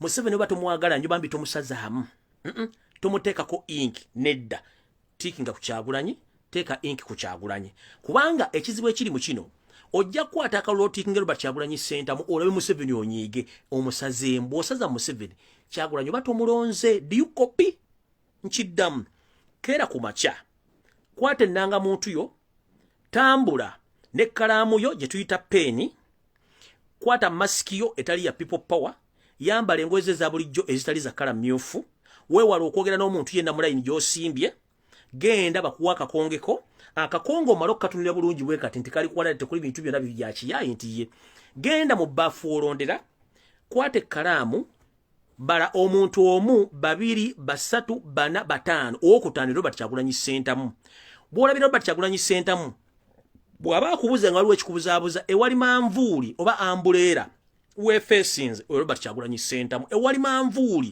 weefeesinze wali Robert Kyagulanyi Ssentamu teekamu akatiiki katini nnyo aba akasaze katini nnyo ng'okatiikinze bw'otyo Robert Kyagulanyi oba teekamu ekinkumu okinyiike mu kabokisi ako olonda Robert Kyagulanyi Ssentamu newankubadde Museveni tomwagala nga wanyiiga nnyo tomusazaako tomuteekako wadde inki muleke bambi kubanga bw'omuteekako inki oba n'omusazaako akalu kaliko wadde Robert Kyagulanyi Ssentamu kagenda kubeera kafu diyukopi nkiddamu bw'owa Robert Kyagulanyi Ssentamu akalulu ate n'ogenda n'osaza ku Museveni olw'okuba tomwagala akalulu kabeera kafu Kyagulanyi oba tomulonze tusale obusungu mumpulidde bulungi tusale obusungu temutiikinga mirundi ebiri tiikinga Kyagulanyi Ssentamu yekka abasigadde tobatiikinga nyenze maaso awo nvuddewo so mbagambye aba SFC ekikola kye mugenda okukola ku lunaku lw'okulonda temukikola ate temuggyako masannyalaze temuggyako internet temuggyako amasannyalaze kubanga ebikolwa ebigenda obalabisa mu nsi yonna kwe kuggyako internet kwe kuggyako amasannyalaze kwe kukwata abantu okugulirira bakandidate okugulira ba agent baffe okubaguza DRC forms ebikolwa byonna twamaze bitegera mugenda bikola then tulyoke tugende maaso kati wano wenjagalira mu ntagingire omupembe tumukunde olunaku olwaluliro lwa jjero mwade mu meeting ne mwannyoko mwade ne high command gye mwatudde mu gaggwe omukoddomi atenga oluwamaje mwayogedde ebigambo bingi nnyo nezijja n'embyasano ku media era n'ebifulumya Thereafter when namaze okwabya program yo nga bweri wakubidde mwanyoke essimu remember you called Janet Kembabas back wamugambye boti wamugambye Janet mwanyinaze ennyumba ya mwetekyali safe how dare information gitobadde mu cross chambers yafulumye it's tumukunde njagala tumukunde oveewo wakati wakubidde Janet essimu wamugambye mama wamugambye Janet mwanyinaze State House techali safe information wachering at the extent meeting yabadde yekyame ya family ne ya jeno yalinkize wamukubidde simu n'omugamba mugobe abakozi abasinga obungi mu State House mu recruiting abala sina kiri mutaliko okwefumbira emmere otherwise information efuluma nnyo tumukunde ekyo wakikoze wakubidde Janet simu after nga mazo ku exposinga nakugambye ne munago babakozi ne munasa omuddo ne munajja kama tegulu kujonga State House mugenda zimenya obumenyi federal nzaffe zikola ekyo nkiddamu ate remember nabagamba mu mukyasinza olugambo mu Uganda wano mwekenyini mwekolako olugambo era temunoonyeza walambu simanyani awaayo olugambo mwekenyini mwekolako olugambo ate mukimanye mwaleta 5G nga temukimanyi nti mwaleta 5G drones temujja zuulira nga zivuuma bazikola ki drones nyingi nnyo nga bwe nabaga temulina spy network mutajja kutegeera kati ngenze maaso bwamaze okubira je n'omugamba bagobe abakozi abasinga mu State House kubanga bafulumya information that is wrong yensonga lwaki mwagoba ne Sabiti muzenga muga nti afulumya information bambi mwagoba musajja mu kyamu ekyo kikyamu na kino munagoba abakozi mu State House mugenda kuba mumaze biseera kubanga information is still ejja kulinkinga drones zirimbika bingi nnyo kubanga ne Museveni abagenzo sale zike still zike mpozi je mutereko sound ye nga alisala kyovula ndi bwagenda mutoyo asoka kwekengera kumala bikibiri mutoyi ne bo fumba kati naku zino Museveni bayina ogenda mu kiyungo kwefumbira no salo butungulu kubanga n'abali ku nsi abali mu State House tokyaba tya Museveni njala kubuza ekibuzo kimu if you are safe lwaki abantu babandoniza okuddamu okulya emmere mu State House waliwo omukyala Naalongo alina restaurant awe Katwe okulira n'olubiri yabadde afumba emmere mu State House eriisa abagenyi bo bonna ennaku zino emmere yakudibiri abantu bakyalya emmere mu State House bagivaako era agenda asembye okufuna ku drone zange Naalongo contract mugenda gimujjako kubanga abantu bakyalya emmere mu State House kubanga tebasobola kulya mmere nga mulimu obutwe mu abantu najja mu State House n'abeerawo ewiiki 2 n'afa Naalongo mwanga contract mugenda gimujjako kubanga emmere abantu tebakyagira nobody is going to eat in the State House anymore kubanga buli anajja okulya emmere mu State House ajja kuddayo nga afudde so Naalongo mujjako contract ya bwerere emmere mu mwenyirimu mu abantu obutwa mukimanyi bulungi nnyo kati ezo diru zigenda kuba zibafa ne mugenda goba bakozi mumala biseera kati njala kuwulira tumukunde wagambye Janet bagoba bakozi mu State House mu information efuluma no mugamba information efuluma nnyo era guntu teri safe house no mugamba boti wamugambye how far at the mission of arresting this boy called Lumbuye Fred aka Chemical Ali. That was the second question you asked Janet Museveni on the phone. Janet Tumukunde, hope you are watching this video. You called your sister. You told her to chase all the state staffs that the information is leaking too much. The second question you asked him that how far of the state, including your sister, they have gone in the plans of arresting Robert Lumbuye Fred, who is talking right now. That was the second question. Janet told you, or Janet informed you that we've tried all our level best to send our troops or our agent to arrest Lumbuye, but we've failed, including Chesty Kaka and the other people who went away with a huge amount of money in dollars. They failed to get me. I told you one thing, you can't get me. Know that you can't get me. I'm not buyable. Sikuli yankusedeza Janet, sikuli yankusedeza Iso wadeza Museveni. Gunabaga mulidumu.com era enchamwe nyo. Some of us, we are not interested in money. One time you give me money, but next time you're going to kill me. Second time, if I eat money, I've betrayed my nation and I've betrayed my kids and the entire generation of my grandkids. So I don't need any kind of money from you, and I don't need any bribe. Please, we need a peaceful transition and we need a peaceful Uganda. Please, enough is enough. Don't engage in any kind of mission of looking for me anymore. Because Tumukunde, the third question was, or you asked your sister to give you the mission of looking for Freddy Lumbuye again, because other people, they've failed to arrest me. Let me tell you before you put yourself in trouble, never ever trouble a trouble before trouble troubles you. General Henry Tumukunde, never trouble before a trouble troubles you. You don't know what you are running for, and you don't know what you are looking for. You ask for the mission to look for me. Remember, you are still a presidential candidate. You are the among people who are going to be arrested soon or later on international grounds. Be very careful when you are asking for what you can't manage. Wasabye mission ine jokunkwata. Naye ngenda kukolako profile before nga tonali nyanyonyi kujja. Don't send any agent. Nagamba Museveni linnya gwe kenyine nyonyo J1. Boba uli yango ino musajja olino buli mabo bubiri. Museveni linnya nyonyo J1. Ne kugamba gwe Janet nawo muguwe ensimbu linnya nyonyo J1 ononyi. Ne mbaga mutabani wa mwajewa na nyonya nonyi. Temusindika muntu. Kubanga nabaga mu mission za mweze mulina nabantu bamwe bonna tusobola bategera nti ono mbega yazejjo mwasamirira mulinga obugege obukalu bwasamiride ku mudaala mulina amaalo mulinga zino mulinga ddoleze ebyayi kubanga ojimanyi nti eno ddole figa zammwe ziri awo ziringa ensawo za pambe zitonyemu enkuba ziri awo tezitegeereka mwena muli bangu bakutegeera ate ne bano be musindika ba agenti bangu bakulaba kati waliwo bambe babadde wano wiki namba balinze Lumbuye ku street wiki namba is nowhere to be seen yabalaba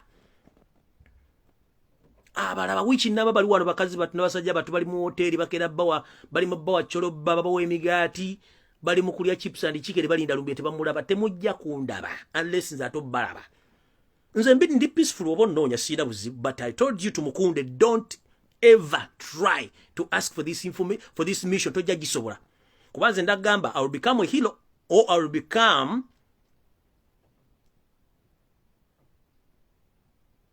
a hero kumwe ku family ya mwajjoza nyambu mwagala kutwala Uganda omwajje kuwa naawulire nja kufuuka omujulize nja kufuuka saint either muhozi gw'obojjano nkumalirize lumusikuddam jene toba gw'obojjano nkumalirize mutusikuddamu gwe kanyigwono musajja yenyini Museveni gwe situko jwano nja kunyiga obulima nawe ojja kutegeera fe tuli bakoowu nnyo kati gwe tumukunde musajja wattu olubuto olukuvuga obugala bijobera nti onywa kwete gwe nawe mbubasa mission John mission mubadde mufuga bali baddandala gwe nawe giri nnyo jje wano nze nja kufuuka hero nja kufuuka saint on behalf of Uganda to save them gwe giri nnyo jje wano omulimu gwe mukago Michael tulugunya abanda Uganda bateka makomera nothing common sense zero think capacity zero management is zero development is zero ne mu public can't address the public mwogeranga bagenda okufumbira you know for us we fought for this nation we went we purchased guns we went into bush we fought to Afghanistan. Now we have money, we can use each and everybody to get what we want. Motherfucker, you can't fool Ugandans for 40 years. That is impossible. You either go to hell or you leave Uganda in pieces. You think people are dying in Uganda, they are dying for nothing. They have been fighting for their nation. You said that you went to Bush to fight for who? You went to fight for your future. You've got your future. Now vacate the nation. But you are there planning to destabilize the nation because for you, you are interested in getting money and destroying our nation. You think you are going to be there seated looking. Never ever fall before fall falls you. Manyi isomo wandike bigawo bino biri coding ambiddamu ne mu quoting ya biddam. I'm fighting for my future. I'm fighting for the future of my grandkids. And I'm fighting for my fellow Ugandans who can't speak. You've intimidated each and every Ugandan. Some are in the jails rotting. Some have been killed because they can't speak. For us who can speak, let us speak. Stop intimidating Ugandans. The same family pretending that they're in no position, but at the same time they're acting at night that they're there with the family. Please stop fooling Ugandans. Never ever fall before fall falls you. We are tired and exhausted of all the tricks of fooling Ugandans. We are tired. The entire generation is yearning for change. You are keeping on purchasing guns and importing foreign agencies or foreign forces to protect your properties. Whom are you fooling?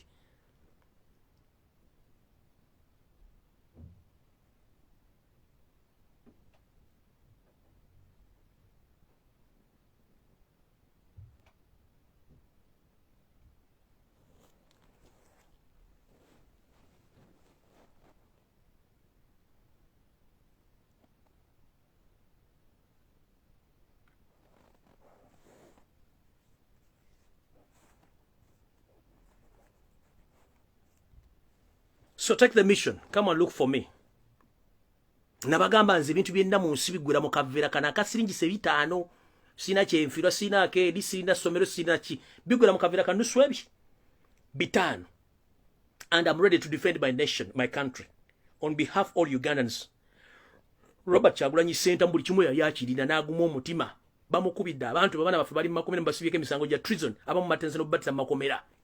But you are there pretending you are gentlemen, putting on suits, war inside of your hearts. You are devils. Mugere mu church ne musambu mukama yebazibu. Wailo mulesa abana babandi nga bali mubakubi empiso z'obutu mubawadde obutwali mukulya bali mukufa. Nino ogamba mu praise the Lord mukama yebazibu. Mwamu mwambadde sapule. Edini mwagifula kyekwaso ninga muli basajja batemba vampire. Gwe bakambuli n'ofuluuta n'ozaala abana bali mukulya chips bana bali mukuvunda bali bakuba emboko buli nako babakeza ku parade.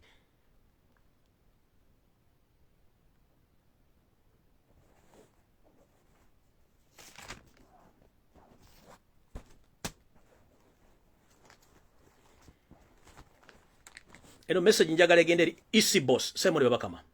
Simon Babakama njagala bakutaage ng'ojja wano lwaleero wagenze mu State House olunaku lwa jjo ku ssaawa 8 okutuuka mu mbada mu meeting paka saa 10 ez'olweggulo mumpulirize bulungi nnyo nakano njagala mukasale mukasindikire Simon Babakama olunaku lwa jjo Simon Babakama oba Simon Babakama mulamuzi kati nga chairman of commission yabadde mu State House olunaku lwa jjo okuva ku saa 8 ez'emisana paka ku ssaawa 10 ez'akawungeezi nga bali mu meeting eno yabadde mu Janet Kataha Museveni Muhoozi Kanyarugaba Museveni kennyini Salimu Saleh ne Karugire onono Karugire mukoddomi wa State House eyo era yakola ye alinga lawyer wa State House wepo no mumpembe kiriyo wakiwanuka bano era bebali ne musango ogwa noop nga bagalo jijjawo ekibiina bebali musango guno naye mu meeting eno yatudde ku saa 8 Simon Babakama wajibaddemu how are going to preside these results ngotula mu State House ne bakula results mwagalo okuwa na Uganda. In this meeting, Simon Babakama discussed with his fellow mafias in the State House how are they going to pronounce these results in percentages. Judge Simon Babakama, the chairman EC, yesterday you had a meeting with Yosef Tabasura, the son of Karechezi, Janet Kemba, Muhoozi Kanyarugaba, Salimu Saleh, and the lawyer Karugire, and his partner Chiriwa Chiwanuka. You discussed a lot of issues, but the issues which you discussed on was the percentages you're going to announce during the announcement of the winner of the elections to come to the 21. So, Mr. Simon Babakama, come and lie to the public that you didn't attend this meeting. In this meeting, you discussed about the percentage you are going to announce on 14th or on 15th. Each and every participant who attended that meeting had his own percentage of which they want you to pronounce or to give to yourself Tabasirwa, the son of Kareches. 1.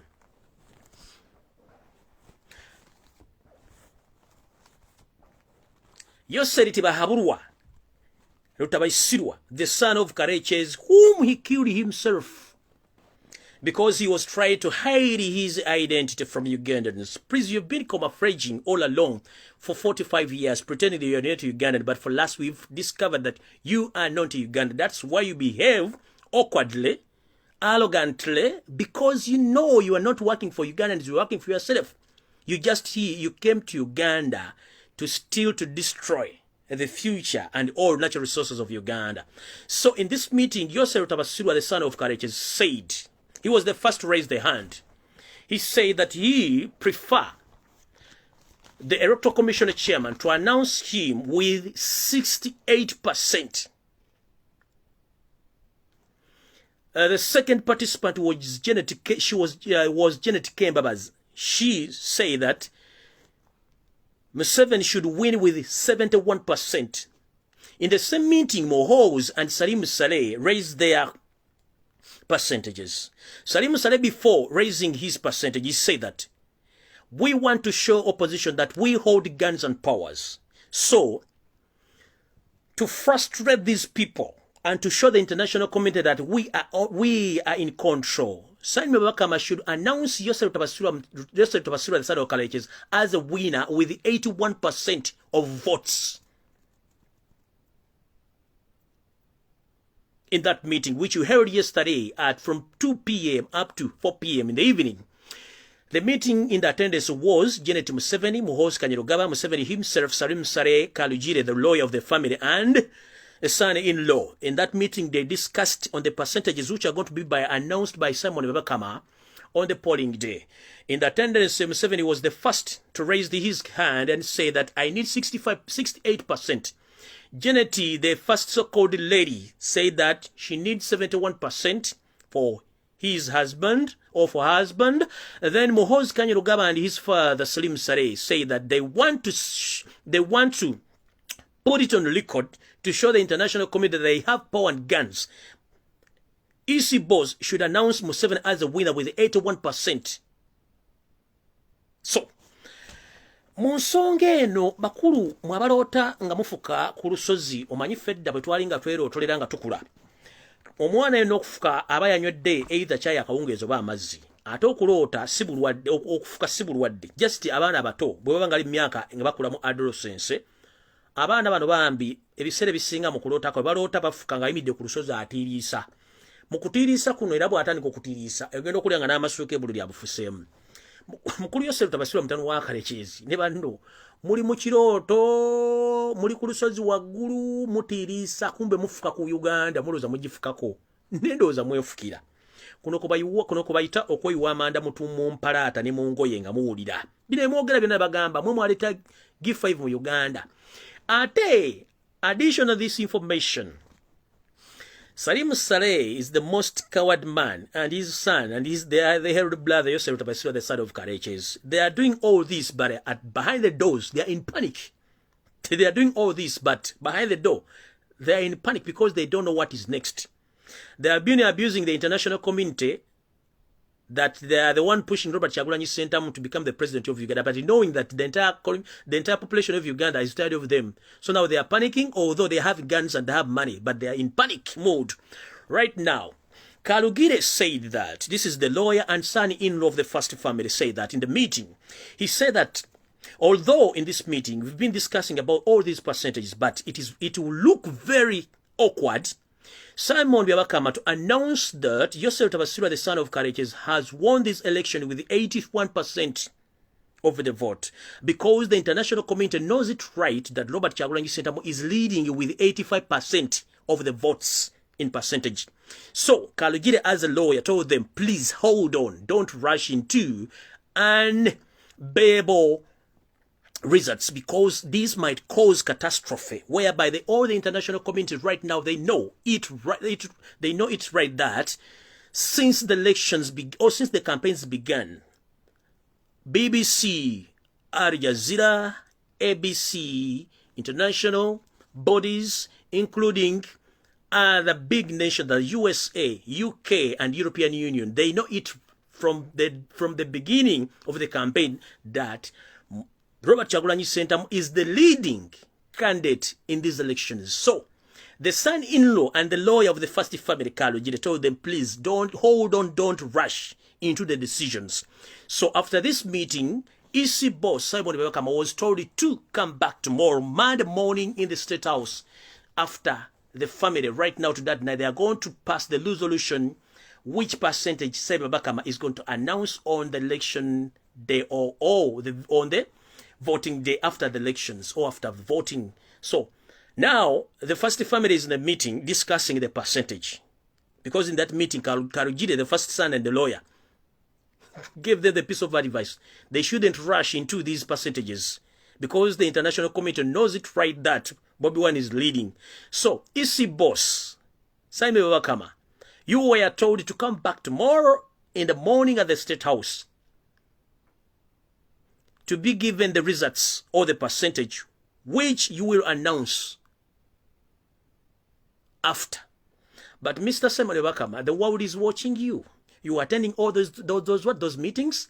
We know already that the entire country right now is governed by the RDCs, Major Generals, DPCs, and all are from the first family. And they were given orders of arrest and rig massively in suburbs of Western Uganda, mostly in parts of Onyoro, Toro, Ankore, and the other side of the country. So you are planning a massive rigging because we know that you can't get any votes anywhere in Uganda. So Mr. Simon Byabakama, tomorrow when you're attending that meeting, make sure that you pass through underground, but not through the main entrance or the back door, because soon I will get the information and the percentage which is going to be given to you, and I will pass that information to the public. Make sure you pass underground. But if you pass to the main gate or back door, I will get the information and I will come and I will inform the public about the message you've got from the first family. Ngenze maso.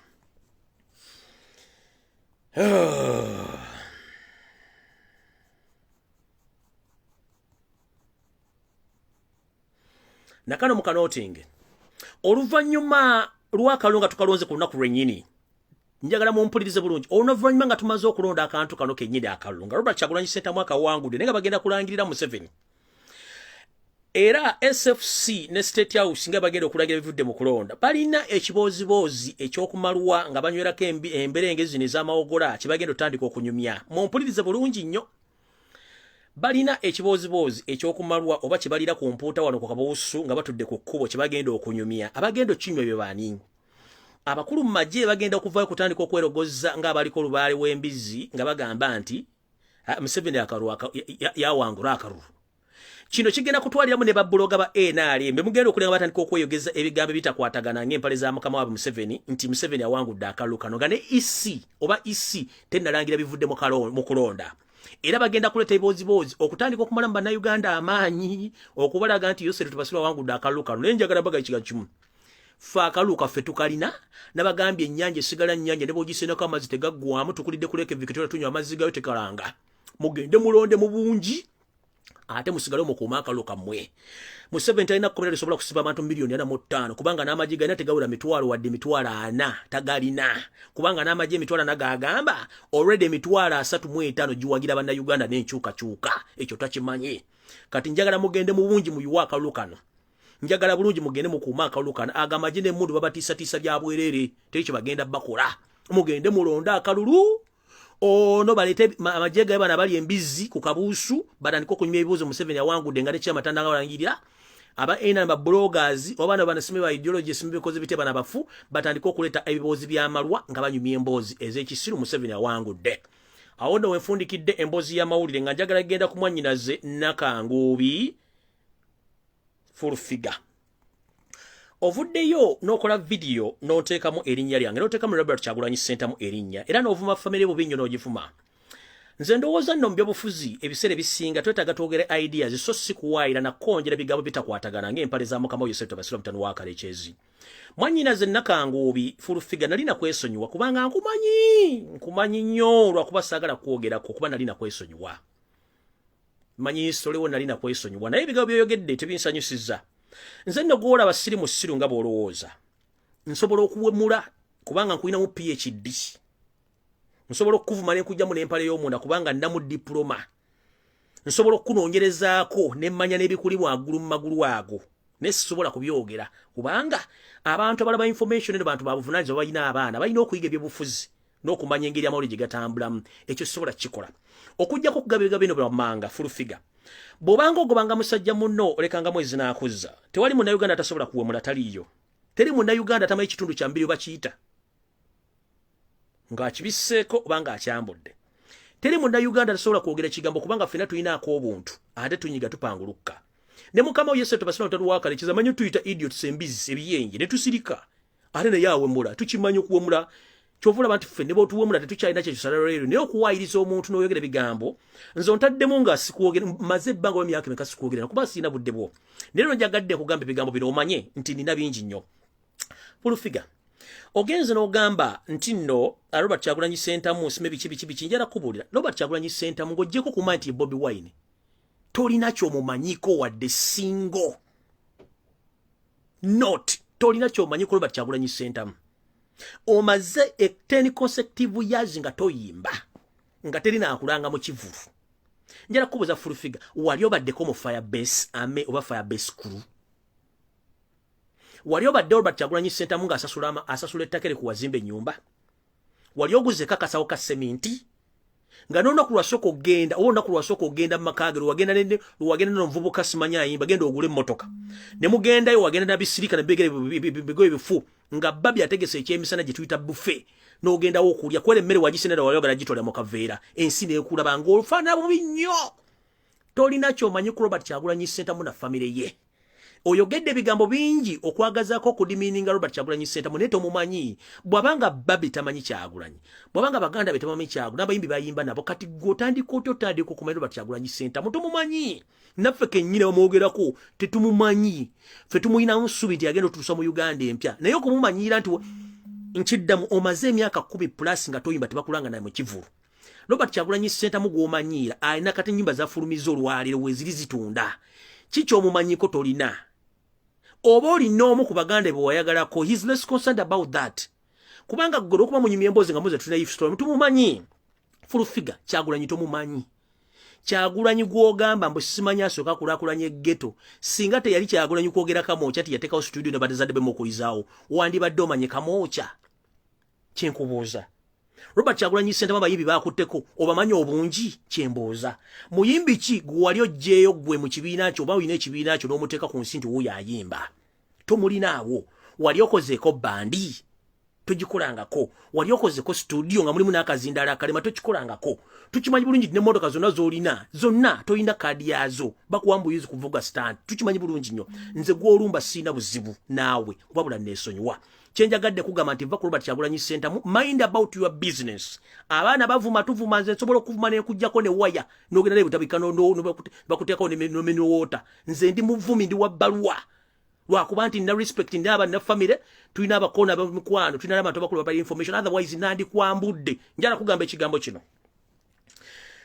omwogendo walampiba abantu babasajja bo yagala abasajja bo naye kino ekikolwa kye wali okoze ku Patrick Omujuuka I'm sorry to mention his name but I had to inform you that I know much about you spool figure wafunamu ekikolwa ekyokwegatta ne Patrick Omujuuka one way of the other mu biseera bye bwe n'ogenda n'ogabangula ebiwojjolo byo n'ofunire embuto olw'okuba nti wali wegasseko ne Patrick Omujuuka n'oyagala omusiba olubuto era n'ogamba omwana wo mukulu mwana Patrick Omujuuka era bwe yatandika okwesimba ne badde mu campaign oba nga tanayingira mu campaign nga kyakola ku CBS oba kyakola ddawa wamupeekanga nnyo akuwa obuyambi bw'omutabani w'omukulu mbu mwana wa Mujuuka naye ng'okimanyi bulungi ayinza okuba yakweyambisaako ko mu kimu mu bizibu kubanga abasajja tulina ebizibu byaffe bitukwatako ng'abantu Patrick Omujuuka baya kweyambisaako n'omwana ogenda ku bisajja by'okufunisa olubuto n'omusiba omwana omukulu nti mwana we n'ompeekanga obubaka obw'ensimbi okulabirira omwana Patrick Omujuuka abadde nga awangayo ssente okutuuka lwe kyamuyitirako ndoze emizimu gy'obanyi nga gimugambye so otwala omwana ku DNA Patrick yakwata omwana amutwala ku DNA nga tomanyi n'amuggyako DNA zagenda okuvaayo ng'omwana si wa Patrick Omujuuka baakuyita ku Bat Valley nga ne administration etwala Bat Valley weeri n'ojja ne bakugamba tukwetaaga mu meeting wajja bulungi nnyo Patrick Omujuuka n'akwata DNA results n'azikuba maaso n'agamba tuula wali nga n'omwana tozali amusirisa ddeyo gy'abeera n'amugaana akugamba badde njala mu nnyambe bono bona baliwo abantu batwala Bat Valley ne bagamba njala mu nnyambe mu ngambire mbabule ekitiga ekiro omwana ono fulufigo agamba wange si wange DNA results zisoma zitya DNA zalisoma nti omwana si wa Patrick Omujuuka ne weekaza n'omugamba nti lwaki watuta omwana ku DNA omukebeza nga tomugambye era kyakuyombesa nnyo kubanga omusajja amukulira ebbanga ddene nnyo ng'ali omutera n'amaka ng'omukuula ssente ze kati njagala omanye nti abantu b'omanyira tukumanyi nnyo ebbanga ly'obbidde Patrick Omujuuka kuba yakweyambisaako emabega w'emeeza embivulu oba lw'odda mu loogi ki kimanye tukimanyi ne DNA results Patrick Omujuuka yazikola ng'akimanyi ayagala kwejja ku kikazi kigwago gwagisiru ekitalina magezi toddanga mu kuyingira mu mazina ga kima g'omanyiira nze I'm ready for battle but I'm concentrated on this regime kubanga twagala eveewo gwoba ensi yali ekimanyi nti Patrick Omujuuka ali omusibi omwana n'akola DNA nga tomanyi era ekyakuyombesa bonna abaaliwo bakitegeera nti wali ofera omusajja ebbanga eryonna kyekyo kitono kyenyinza okugambako nina bingi nnyo ng'okyali mu bbandi ya Chance Nalubega okyasitula emizindaalo nga Chance Nalubega akyabeera mu kyabakadde ku Lubaga Road B nze wenzaalibwa nkiddamu nina bingi nnyo okuva ng'okyakole mu bbandi ya Chance Nalubega ng'ositula emizindaalo nga Chance Nalubega akyasula mu Lubaga Road B efugibwa chairman Makanga kati olwaleero owa NRM njagadde kugambako ekyo kyokka kye njagala okugamba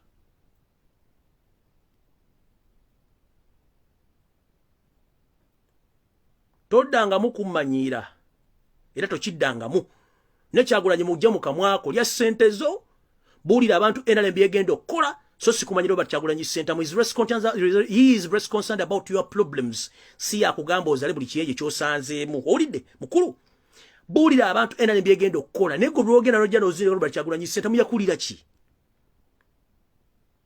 ekizibu tulina ekizibu n'abantu abamu befuna temuli baganda nga temuli baganda gwe kenyini wano bakubuza kitawo n'omwegaana n'ennyoko wavaayo ne kitawo nalabika ekirala kiri bwe kiti omuntu bw'aba yakusinza aba yakusinze musajja munno bw'akusinga ekigere togiyita njovu nkiddamu musajja munno bw'akusinga ekigere togiyita njovu Robert Kyagulanyi Ssentamu bwabanga Katonda mu blessing n'abayitako politically, musically, financially, economically, socially mumute.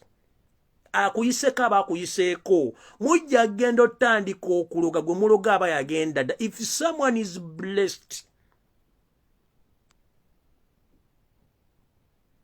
if someone, he or she indeed is blessed, even if you spend billions and billions of money stopping him on all his activities, you are wasting your time. Robert Kyagulanyi Ssentamu is more blessed than any other musician in Uganda. Politically, socially, financially, economically, religiously, the guy is blessed. Kyagulanyi talina muntu gwe yaganye kwata sente gula acres 12 kuzimbako nyumba. Kyagulanyi talina musician gwe yaganye kuzimba kalina. Kyagulanyi talina musician gwe yaganye kuzaala baana. Kyagulanyi talina musician gwe yagambye kwegatta mu byabufuzi. Kyagulanyi tabagana ngakukulabirira abaana bammwe. Kyagulanyi tabagana kusula mu biwuunya, tabagana kusula mu mazzi, tabagana kwegaddanga ng'abaliko lubaale. Kyagulanyi talina gwe yaganye kukola kintu kyonna.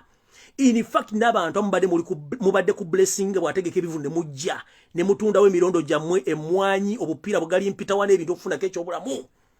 Abamufunye fame, if it wasn't Robert Kyagulanyi Ssentamu, nobody's going to know you. Nobody will be knowing you right now. You are blogging around, you are abusing Robert Kyagulanyi Ssentamu. Who knew you?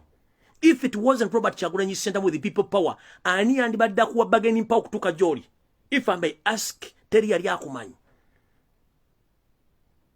You should appreciate bango oli munju noganti, please let me appreciate this man. Tewali yali akumanyi. Including me, nobody who knew me. But it was Robert Kyagulanyi Ssentamu. Public okujja okummanya. Okitegeera? Abantu amulumba Robert Kyagulanyi Ssentamu si yabaganda okubeera prosper mu bulamu bwammwe. Abale mufuna sente zammwe muzigula mu mmotoka. Bamufuna sente zammwe muzimalira mu loji mbakazi. Bamufuna sente zammwe mugenda Bulaaya kukwana. Bamufuna sente zammwe mugenda zikola mu masabo abala mwafu okuloga kwa bafuukira okuloga. Abala mufuwe emmindi z'abafuukira emmindi. Owulira? Abala mugenda kulaluka kankubuulire ne bw'ologa omuntu nga togenda musanga. Ne bw'onofuwe emmindi ne kuyita mu matu n'enviri ne zimyuka ne zifuka za kyenvu togenda kusanga Robert Kyagulanyi Ssentamu. He is blessed and protected by God. Museveni banakuwa billions and billions of money to fight Robert Kyagulanyi Ssentamu. You want to win him because he's blessed and protected and he is loved. You are paid to abuse him. We are not paid to protect him. All the state machineries and state financed are focused Robert Kyagulanyi Ssentamu. Robert Kyagulanyi Ssentamu, he doesn't even spend a single coin to protect his family and his properties. He's just there on the sake of God. So don't you see the difference between someone who is forcing himself to be blessed and someone who is blessed? Please, grow up. Wake up before it's too late. Eyakusinze aba yakusinze. Ne bw'onookola tona kyogera mugamba. Tona kyogera mugamba. Kyagulanyi ne bw'abanga alina ensawo y'amanda emu n'agitunda asobola okujja mu billions. Gwe ne bakuwa lole y'amanda tosobola gijjamu wadde akasente. Kyagulanyi talina buloga gw'asasula mu baba basasula onodde babwana emmotoka. Kyagulanyi bantu bazze ku campaign talina gwagulidde mafuta abantu bagasasudde. But let me inform you this last nkubuulire. This man is blessed. Kino kijje kunze. Robert Kyagulanyi Ssentamu 14 agenda fuuka president wa Uganda. Netugenda kulaga. This is my idea kanje kugamba ate ngenda kwapeninga.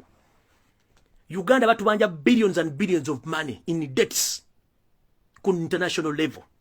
But within the 2 first year banda Uganda kabere mwana muto tugenda kwata sente tusasule debt ya Uganda tugisasule within the starting 2 years Uganda ebere debt free.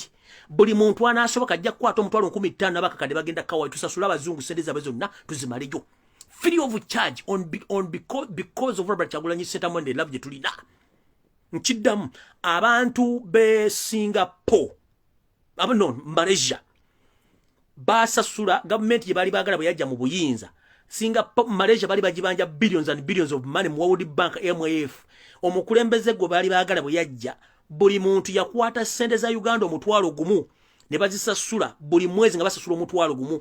Malaysia ne sasula ebbanja mu mwaka gumu ne liggwa. Malaysia tebagibanja kyovula nti ekula eringanga bisagaze edduka. Kye tugenda okukola ku Robert Kyagulanyi to show you that the man is blessed ate tumwagala twagala change by all means. Mwe thinking capacity jammwe kuba wa sente kugenda gula mmotoka kudda mu lodge kulya mayirungi kuzimba matama jobera nti muli mu winter fo bali mu winter tutuna bulungi. Okitegera kyonki bagambye bwoba yagala Robert Kyagulanyi blessed ezo sente zebabanja government ya Uganda tugenda zisasula within the 2 years term nga tanaweza de myaka 3 mu term tugenda zisasula. Abo mutwalo ab'ettaano ab'emitwalo 10 abakakadde tugenda zisasula tukulaga nti Kyagulanyi tagenda kujja sente kumuwa musolo musime tusasula mazumbe ganja gabazu tugenda zisasula by all means tugenda zisasula mu myaka ebiri.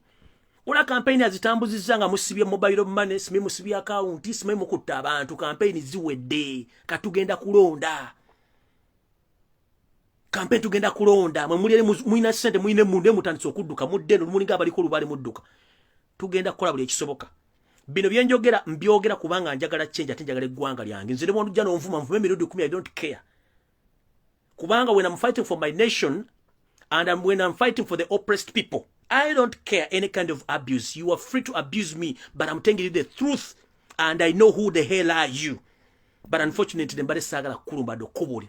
But stop attacking Robert Kyagulanyi Ssentamu. One, tula mu buliri bwo. Omuzempo mompuyo wansoboze nti singa teyali Robert Kyagulanyi Ssentamu. Nzani yandi piso okuntwala mu NRM. Gwe, ani yandi kuso okuntwala mu NRM. If it wasn't Robert Kyagulanyi Ssentamu, who? What ideas were you leader? What additional value were you adding to NRM? Nothing and zero. But because NRM was in panic, fearing Robert Kyagulanyi Ssentamu and all his supporters, they purchased you from there and you went to NRM. That's all what you have. Nothing you can add on yourself. Tabaso the son of courageous. If NRM has power, why are they rigging elections? If NRM has power, why are they arresting people day and night? Wono mchana gobanga mukazi watu gobajje kubulanga omudduka lenga atunde engoye bamututira bamutwala mutabani wasigadde miranga. Uganda eri mukuwamba abantu baye basasula omusolo. Nemba gamba mu baba NRM muluza temutegeera abantu abali makomere bamaka kwata since campaign zata nkuba Robert Kyagulanyi bajja mbufuzi abo ku Uganda ne economy bakola ebitundu 10 ku 10 abayino sasula omusolo abamba vuga boda abamba ina restaurant abamba ina amaduuka abalaba importing ebintu abalaba kola buli kimu buli lwabera mu komera gwo mu spending ko sera tezo otalina songa ate yandi badde ngali mu public atambula economy yandi badde etambula. And this is my last warning to yourself Tabasula the son of courageous and his entire Nkwezenge. The moment you mess up and rig elections, don't blame anybody to the outcomes. And you can't force yourself on people because you are going to mess up the nation whereby economically Uganda is going down. Politically Uganda is going down. Socially Uganda is going to go down.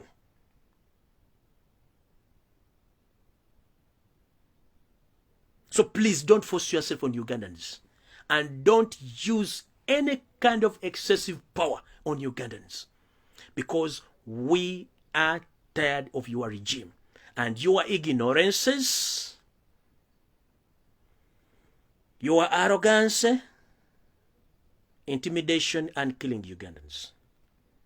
Please, mugende mujje obukonge bwammwe, mugende mulonde mbungi, mukuuma akalulu kammwe. Enjawulo gye tulina bano babbe tulina bwe tugenda bakwatira. Enjawulo gye tulina buli muntu anakyunyizibwa abagenda okuddamu ebibuuzo weebali.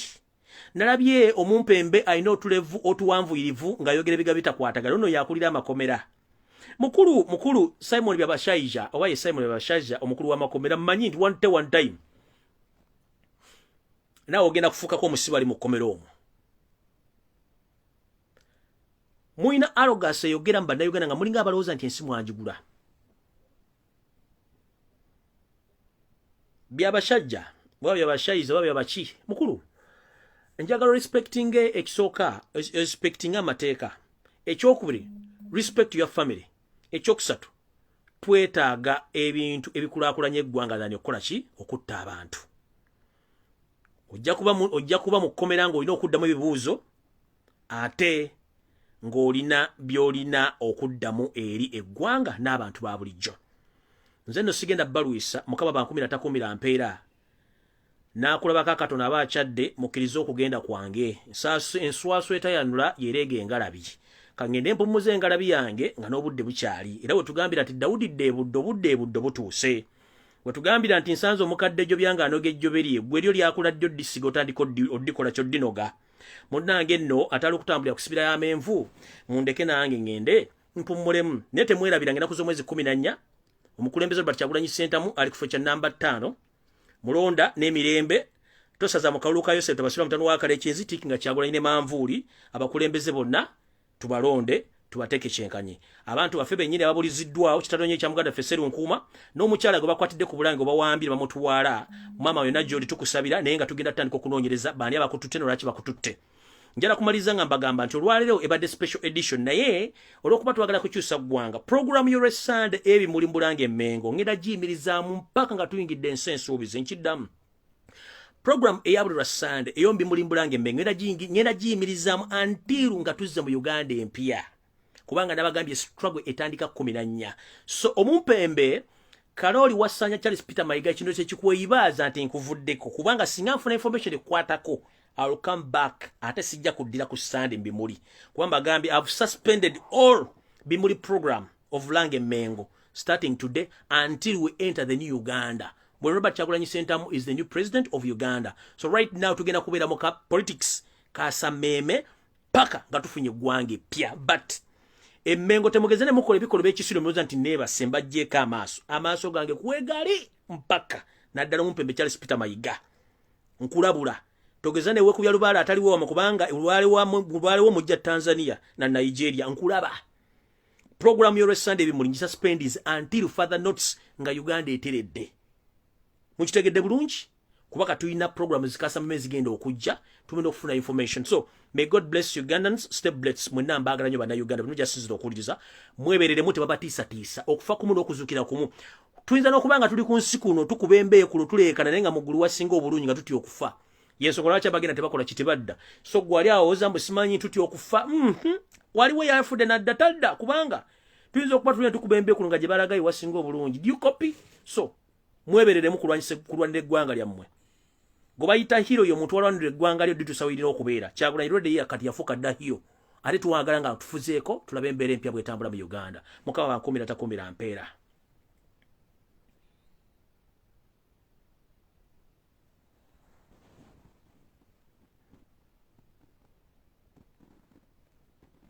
mwina kyemumanja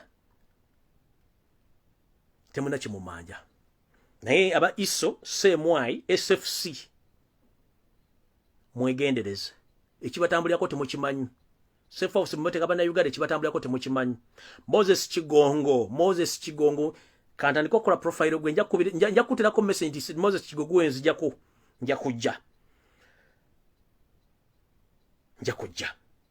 kuba gwe ntegedde gwo omuntu silent killer ali mu system bonna diversion ezibakoze musimayo wabakyuse teri akyusa abantu babadde babanja sere bali babaddukako teri wanupu akyuse nga tebalaze kadi zaabwe wachi basabye sente immediate nga batuse mu meeting abanupu tusaba sente waliwo nanupu asaba sente fete twagala sente twagala change sete babuzabuza mukama bakumira takumira mpeera tumideko ku ba bloggers mwenna abasigadde ku mulamwa n'aba commenting n'aba posting ambagala nnyo